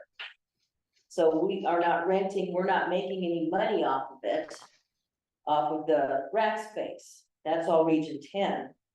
And I agree with Tilda on this damage thing. If this happened a year ago or 6 months ago, there needs to be some documentation so that it could either go to the subcontractor and whatever their insurance will cover, then the town's responsible beyond that. But we have to have, you know, a claim to even process that. And my concern is, why wasn't it brought up when it happened? And I get the bigger picture of, we want to be good neighbors, but if there's damage, if my neighbor damages my house, I'm gonna go knock on the door and say, hey, we need to work something out. Mhm. Right? I'm not gonna wait 6 months or 2 years and go, oh, well, by the way, remember, that's not good business. No, it's not. And so, I mean, if this truly has happened and we need to repair this, I'm for that, but it needs to go through the right channels. And just bringing it up on top of everything else, I think it's That's just why, muddying. that's why I didn't bring up the thing about 12 today. I think that's muddying the water. Yeah. Okay, let's start at the beginning. Your initial thing was the getting the refund. Let's start there. Okay. See what they work out. And then we can move to rack space at that point, because then it might be up and running or getting close, and then that's a closer conversation to have. Well, I'd say instead of pay this money, this, good gentleman, lots of money, why don't you guys just throw a number out? See if I take it. But again, I think that's up to the lawyer. I don't think we can, as a board, can randomly just do that. I think we need to take good advice from our lawyer to make sure we're being fiscally responsible for what's happening here. And if we owe you the money, then we will pay it. I think we will go by the guidelines of the lawyer. But I don't think it would be in our best interest to just pick a number to get it to go away. I think it needs to be done the right way. And it needs to be equitable, and that's where the lawyers are gonna come in at this point. And until I get better advice from our attorney, I'm not inclined to give you a refund. You signed the agreement. Yeah, for something like that, Yeah. You signed the agreement based on what was there, and you did not have a renegotiation, which you should have done if you felt that you were being overcharged for it. So I should file a lawsuit for the T-Mobile tower being put in the way. I should file a lawsuit for the water line going in turn. I might have filed a lawsuit for the water line over, and here's Spring Street got tore. I got filed a lawsuit, the last one I got tore up. File a lawsuit because you guys are proceeding forward, blocking my service from my tower. I don't have that kind of money to hire that many attorneys. Well, But the thing is, the other thing is, Mr.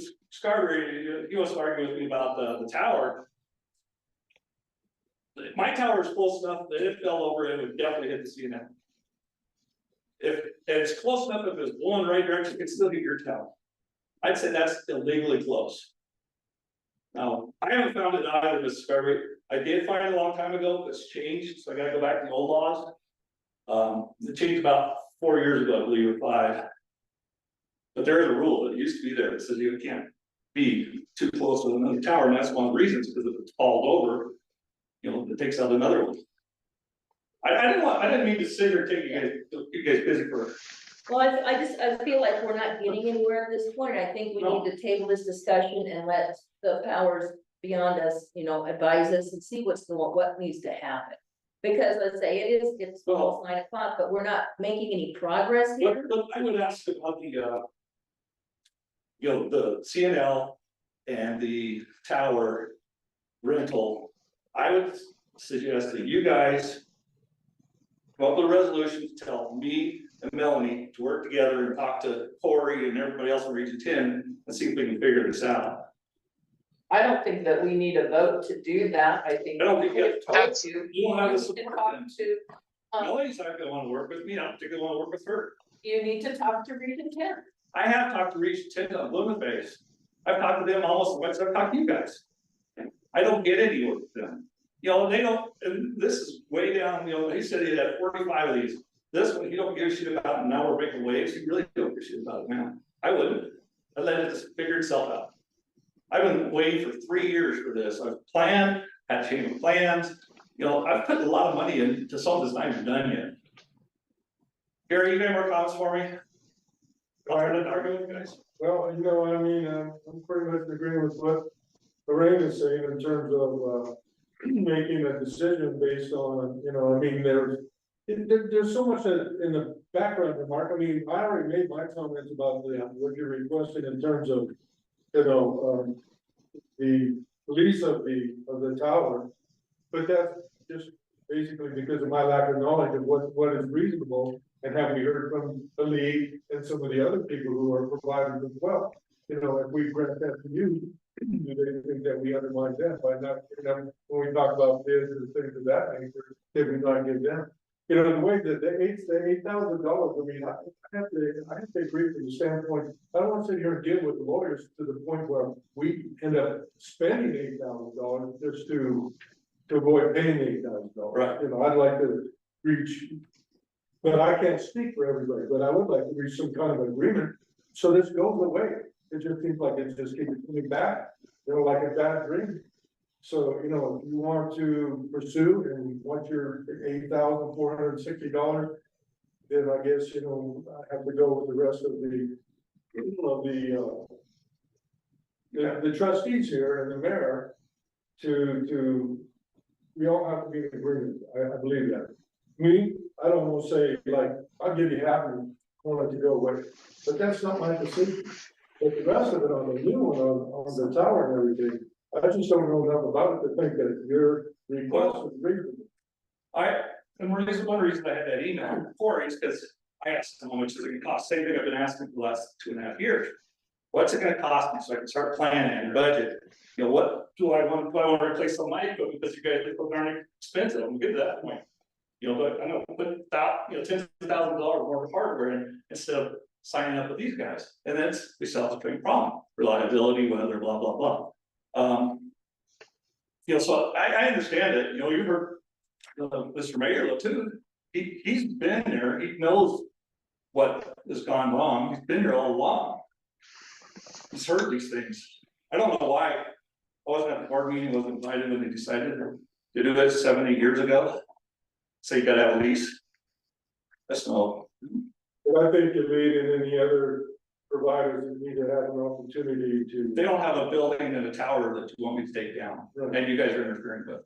Well, unfortunately, when they did come up and we had to put Cody on the line and with Region 10, I don't believe said, oh, he said, say a single word. didn't say a single word. And that's nothing against him, I just didn't understand why he didn't speak up and say yes, because I had mentioned that like, T-Mobile, AT&T is coming out with a plan for unlimited hotspot at your house for $49 a month. So I just don't know how, the feasibility that they brought up, they showed the feasibility as far as the pricing goes, but, I agree with Lorraine, it just muddies the water, we need to keep things separate. And I don't think we have to get an attorney involved, basically, you're just turning in an insurance bid. Turn in your plan. Have a bid from Aperion or whomever, I don't think the state requires, but if Aperion has built the rest of this. Okay. Have a bid from Aperion. Turn that bid into the town will turn it into the attorney or to SURSA. And let that go from there, whether it be the lines damaged, the fencing being torn out, whatever your losses are. Well, one of the problems though is like right now, I don't know, none of us know. That building. You know, you see cabinets that big along the Century Lane, that's on an easement. It's 10 by 10, whatever it is. I mean, it's awful big one, but it is, it's on an easement. Okay, so I pay, you know, we go through all these steps and we have Aperion put me in some new lines. Where do we run them to? We still haven't figured that part out.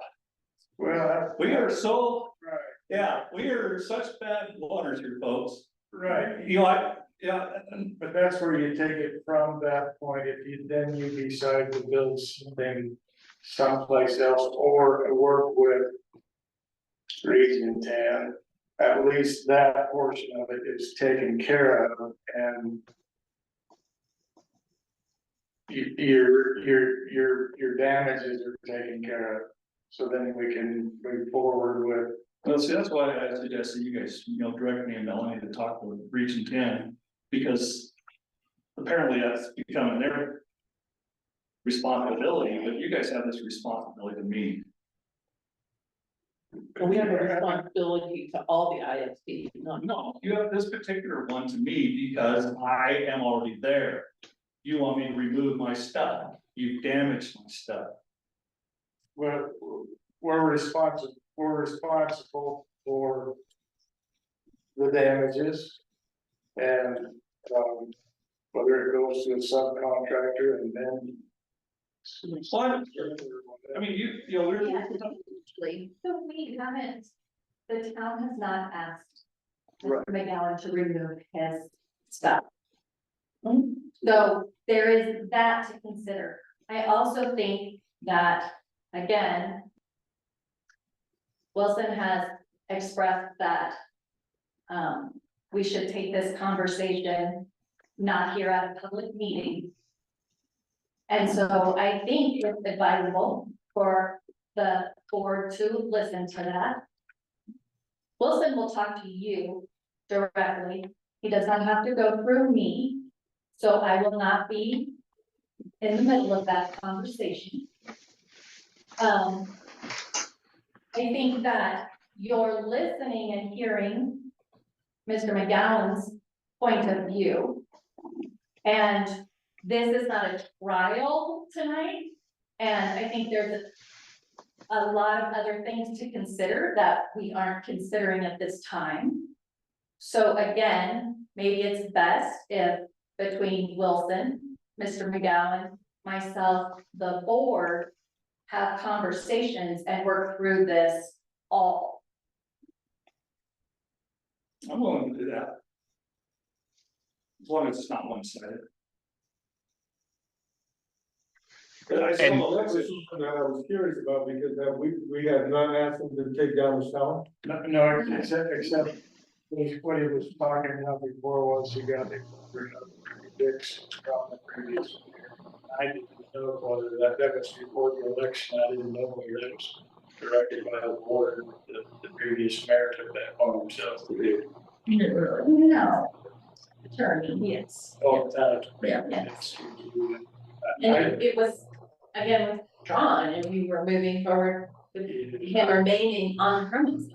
I just didn't know it. It's not maybe because Collins and security administrator, and so I thought it was kind of for just as a personal thought. Mark, in that hearing, April 19th, was it not part of the planning department to take down the tower? That was part of the whole application process, was it correct?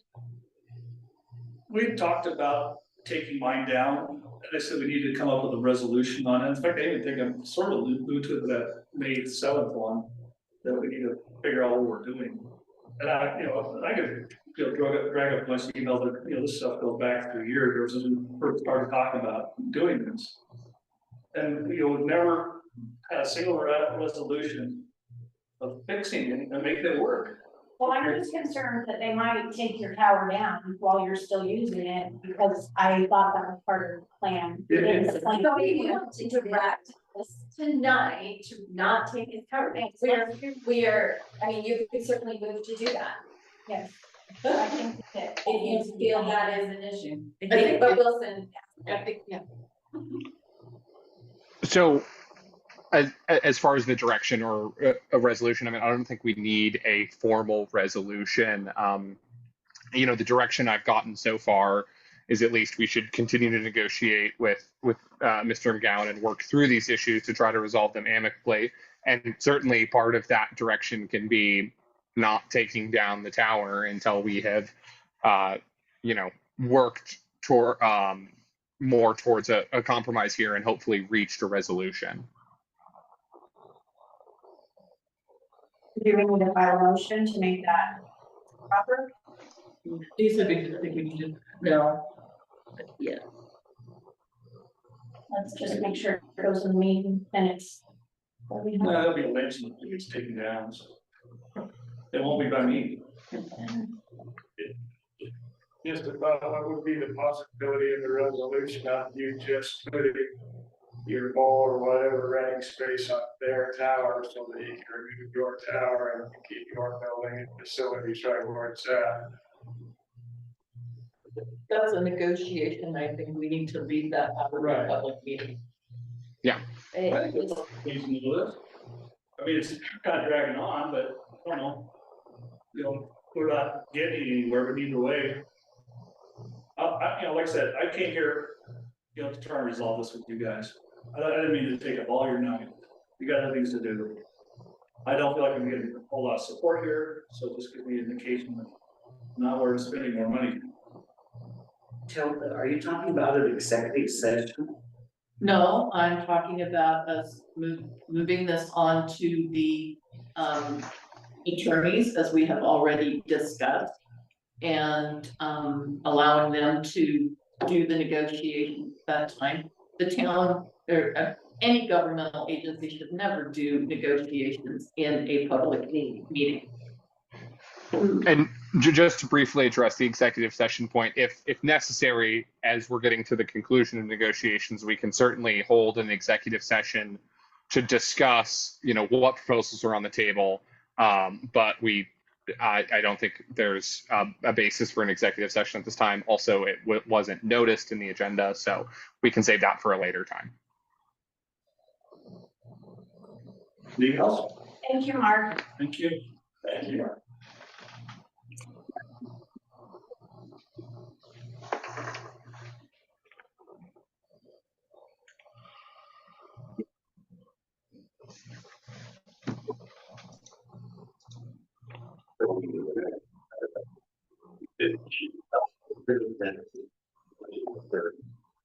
Should we, we're all ready to continue with the Let's number 19. get done, finish. Okay. Resolution number 19, number 8, series of 2024, a resolution of the Board of Trustees, Fulton, Colorado, reiterating a regular time and date for the regular meeting of the Board of Trustees and permanent place of notice. This was brought forward because of the auditorium no longer being accessible to everybody.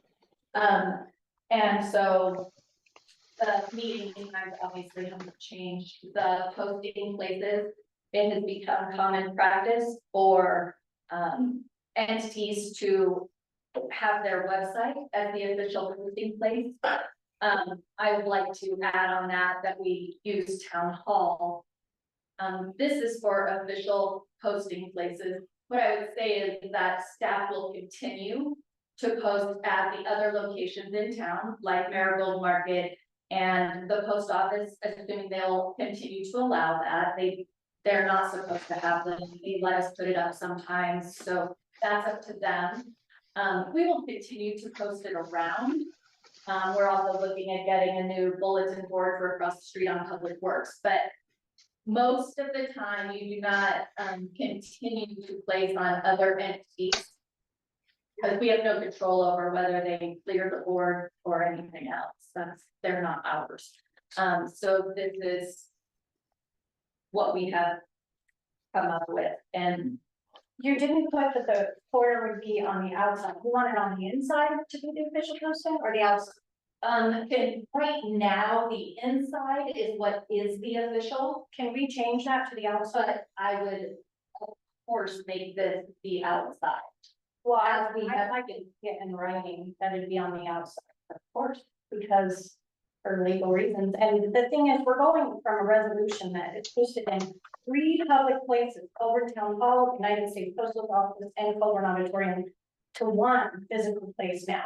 And we're being accused of lack of transparency and lack of communication, and so I think that's a really bad idea, But we cannot control Marigold Market and the post office. Nope. Right. So we where can't, else do you suggest we post it? we can't. Why use was those as it in your official- resolution passed in January? Why did it change now? What changed?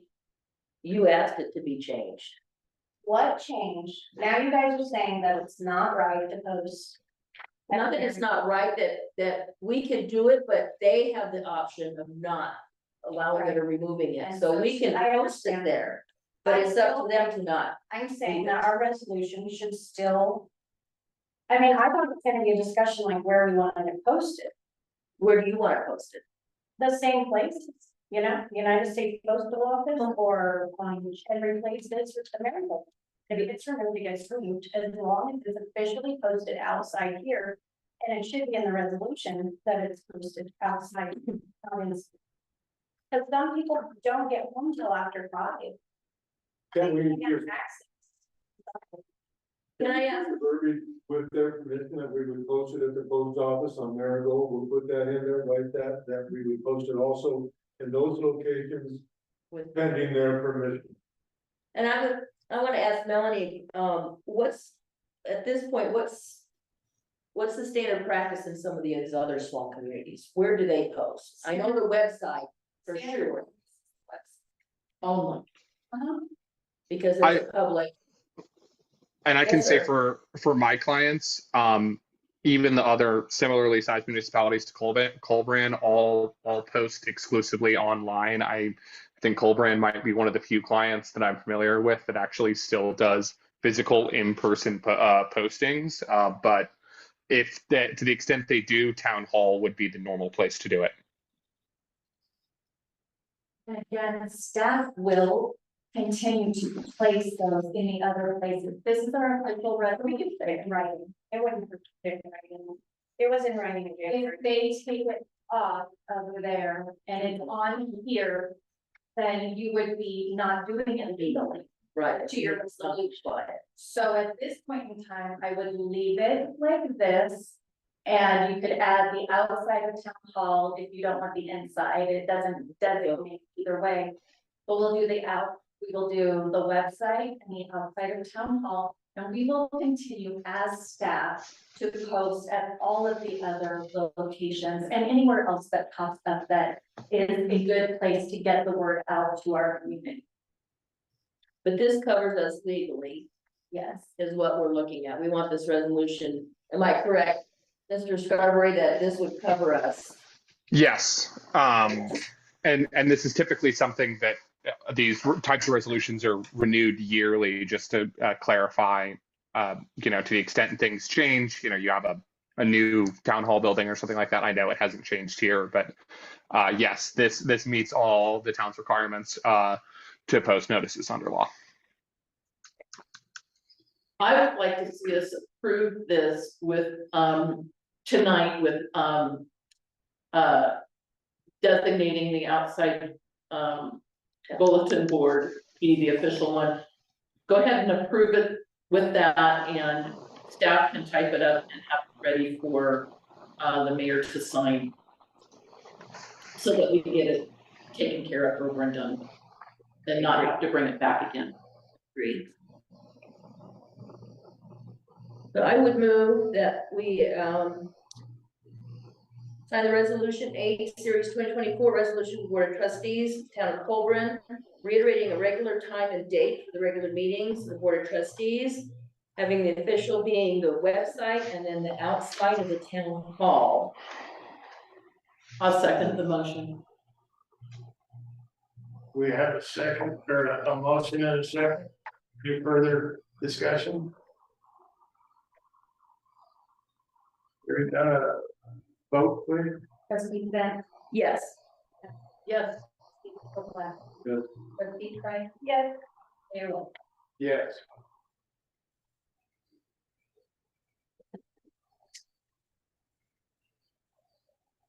On to number 20, monthly staff update and questions. So, Melanie, I don't know what other updates you had. I know you wanted me to kind of go through and discuss the water line project. That said, the school administrator gave, I think, a pretty good update on that earlier.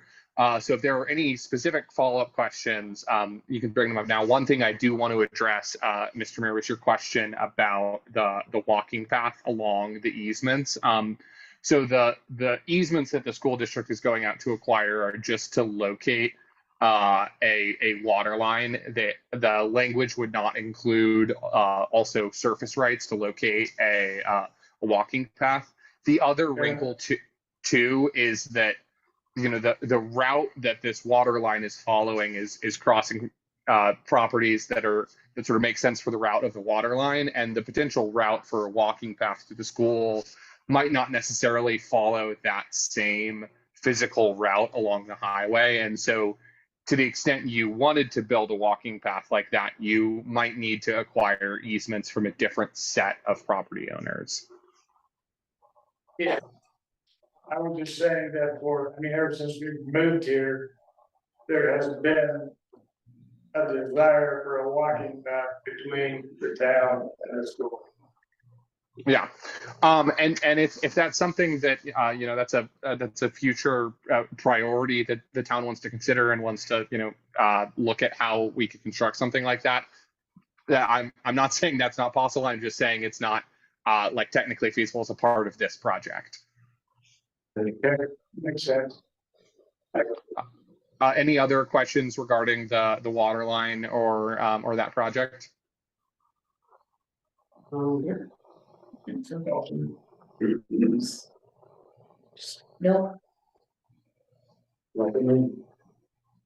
So you created a position and you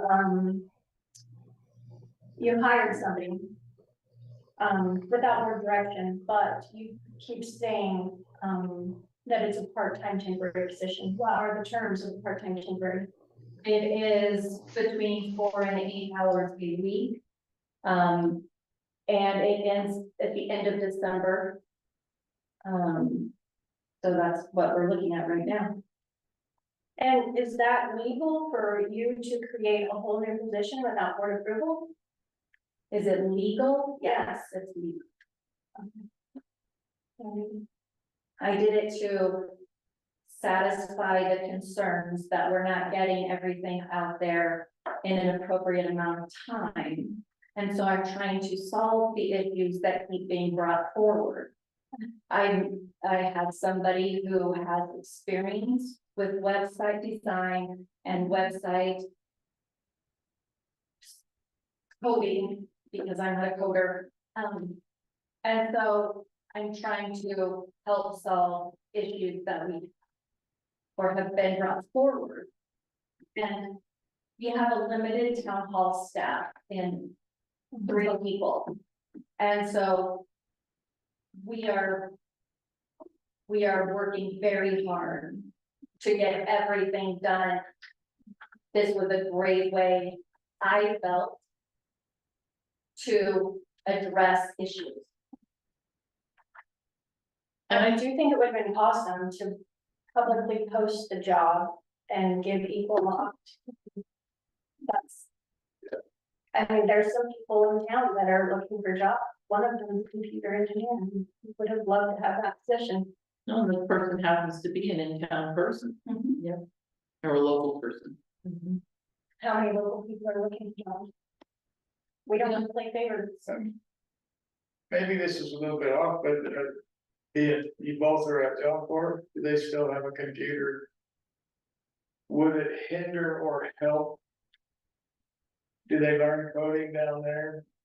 well, bit, I mean, with the Cisco trade, they do, but again, I know Melanie has worked with, our liaison that does work-based learning, and to get office people in here occasionally, and it's based on how far they've come in their curriculum, availability, timing, hours, so they're available, but it has to go through the process. And I'm not saying replace Lori, I can. No. Your position, but I'm Yeah. just saying, but it possibly help or hinder the staff by having a student there that could possibly assist. It would depend on the project. Right. I would think it would need to be project-based and not just randomly brought in, because they are on a limited schedule. Right. And you only have them for just a matter of time, so approximately 2 weeks, so every so often, we would just be continuing to train somebody and not actually getting work accomplished. And actually with the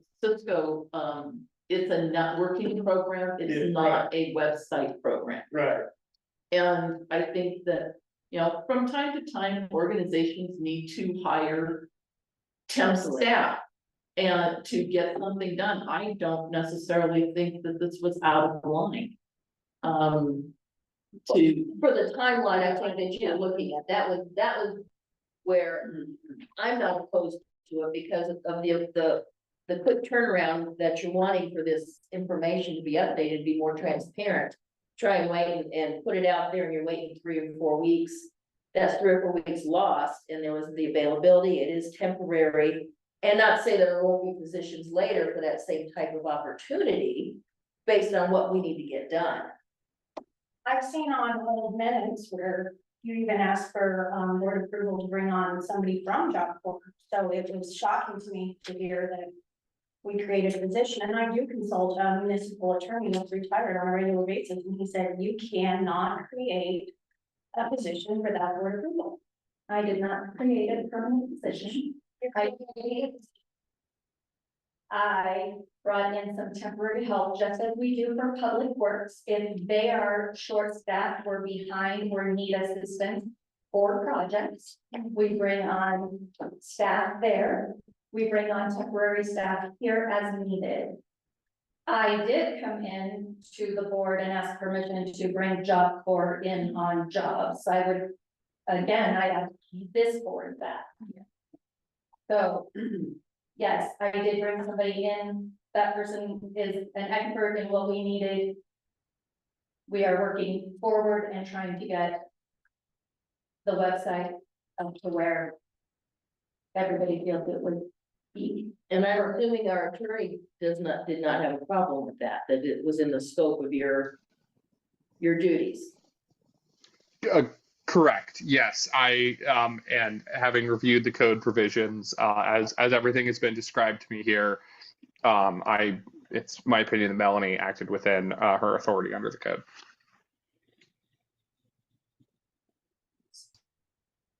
So He said that reviewing the code, she acted within her scope. Did you hear anything? Yeah. Sorry, what was your question there, Trustee Price? Somebody in the audience asked what you said, so I just repeated it. Okay. as far as the Gazette, does she do other website stuff for other people? It's just, I mean, She does, but again, then we are talking about personnel out of public. you're right. And we should not be doing that.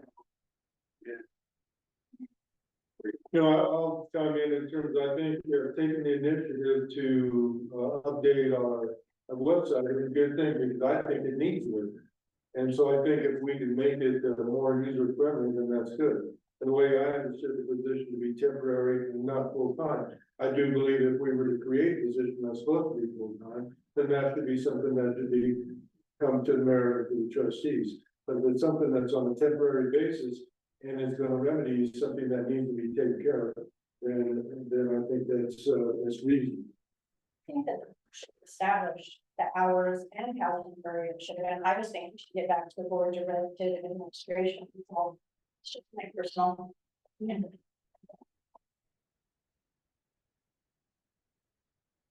Melanie, I want to thank you for, and probably Jenny and Mike for the barbecue that we had. It turned out very well. I liked the availability of the 3 mile, the comp plan people being willing to come up and share and give the community opportunities to not only give their suggestions, but just learn what it is. I think there was a lot of confusion as to what that bigger picture was. And for them to explain it and give people opportunity to discuss it was great. The food was great. There was a lot of conversations going on. I thought it was wonderful. I appreciate it. I mean, I showed up late, but I appreciate everything that happened. It was great. And I heard some great comments. People appreciated being able to meet sheriff office, our deputies and their bosses, including the sheriff. I did get one humorous comment that a gal said she was gonna park in the neighbor's parking lot before she parked in the elderly parking. She certainly didn't consider herself elderly. But yeah, all the comments I've heard have been very good and informative, and I would say the only complaint I got was that we did not contract with a local restaurant for the catering job. That the people want to see more support to the local businesses. And it wasn't discussed on the board. The board didn't make the decision who to hire.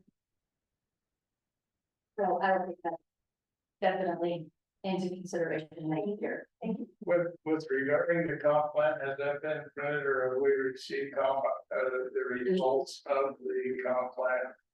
They're still working. We're still working. Now in January. can the board get a copy of the results? Yeah. Yes. You can, I thought they were already there, they were in a previous, so they were in the board's packet before, in the earlier board. I'll be for the election. Yeah, okay, so I will bring that out and add it to the, your stuff. Did you guys see the results? Yeah, we got it, yeah. I appreciate So, yeah, I think it is good, I mean, like, we've done things with American Legion, we've tried to work with the cafe and with Brandy, so I think, you know, that would be a good idea to talk to them as well and see if they can competitively provide. And all, changing a little bit, I just want to throw in that Jenny did contact me about working forward on the Veterans Memorial. And I did talk to Travis, and Travis got back to me, and, so we will get back with Jenny, and we'll find a good time for all of us, to have some discussion and carry that a little bit forward. I'll get hold of her when she's available, and I'll talk to Travis as well, and we'll get together. Move on. The only other thing that I've asked is that when we do the road closure, walk access to what you're going to get into. Restaurant. The road closures, I'm ready. Well, yeah. Rather than have it on the other side of it, or this side of Main Street, but on the other side or something. The, I can't remember exactly what it was. so like the homecoming parade, or is that what we're talking about? I think that's. So the homecoming parade does run on Main and that side of town. It does not interfere with High Street. Well, it doesn't interfere with because obviously it will be stuff from Main and it's stopped for a very short amount of time. So the high school does their own floats. They do the 4 classes, and then I think maybe a couple of other entities from the school come out. They decorate for homecoming. They're the only float. So I only know that the road is closed for a full 30 minutes. And then we do keep Main Street closed while the buses reload at the end of the day, just for the parade, that's for safety reasons. Mayor, the one conversation I heard at the park was, it was about Oktoberfest. And so that people wandering the streets could also go in Brandy's along with the Fulton Cafe. So that's why the ones I heard was talking about that, but it wasn't Brandy asking. It was, No, it was somebody that I didn't even know. yeah. But it was about the Oktoberfest and those kind of things, like the July 4th dance. Oh, So I think the entrance, when it's fenced off, for Oktoberfest because of the beer sale. We only have one entrance to control, the alcohol, and unfortunately for, the entrance is at the far end for safety reasons, I think, more than anything. And so if people are wanting to go to Randy's, they have to go all the way around and that's just. We have more entrances as long as somebody's standing guard at each one, correct? So maybe we need to look into that. I would volunteer to man an entrance. I don't drink beer. you'd have 3 entrances instead of 1. But We only have- you could block down the north or east side of I-3. I'm sure there's plenty of volunteers that would be in the entrance. Well, I think our license for this year is only for one entrance. It is. Yeah. Okay. Maybe But look for future. We don't ever brought that up either.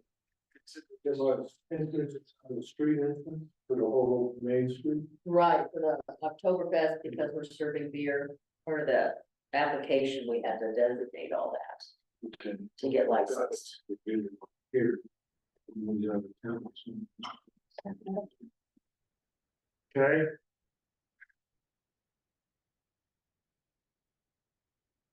Upcoming meeting dates? So we have tonight possible work session. And then the board retreat is on Thursday from 9 to 4 at the Vega Lodge. The 9 or 8? 9. 9, okay, thank you. Where should we meet at, David? At the lodge in the parking area. And then September 24th, board work session. Okay. So because it is late, do we want to continue with the work session this evening or? No. We're done. We'll put that, yeah. All right, I'm agreeable to being done. okay. I move that we adjourn. Second. Well, if there. I need you. What's it?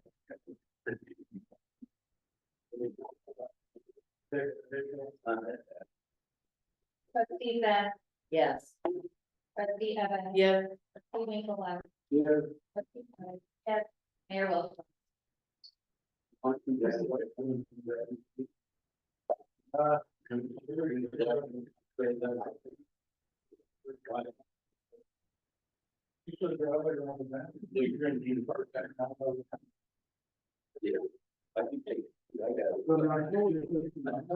Opening everybody. Right. Right, and if the town is getting ready to do that. We have. One person, the other chair would be considered. Now that we're.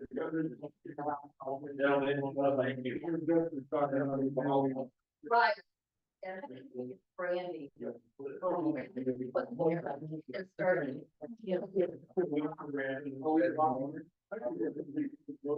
No.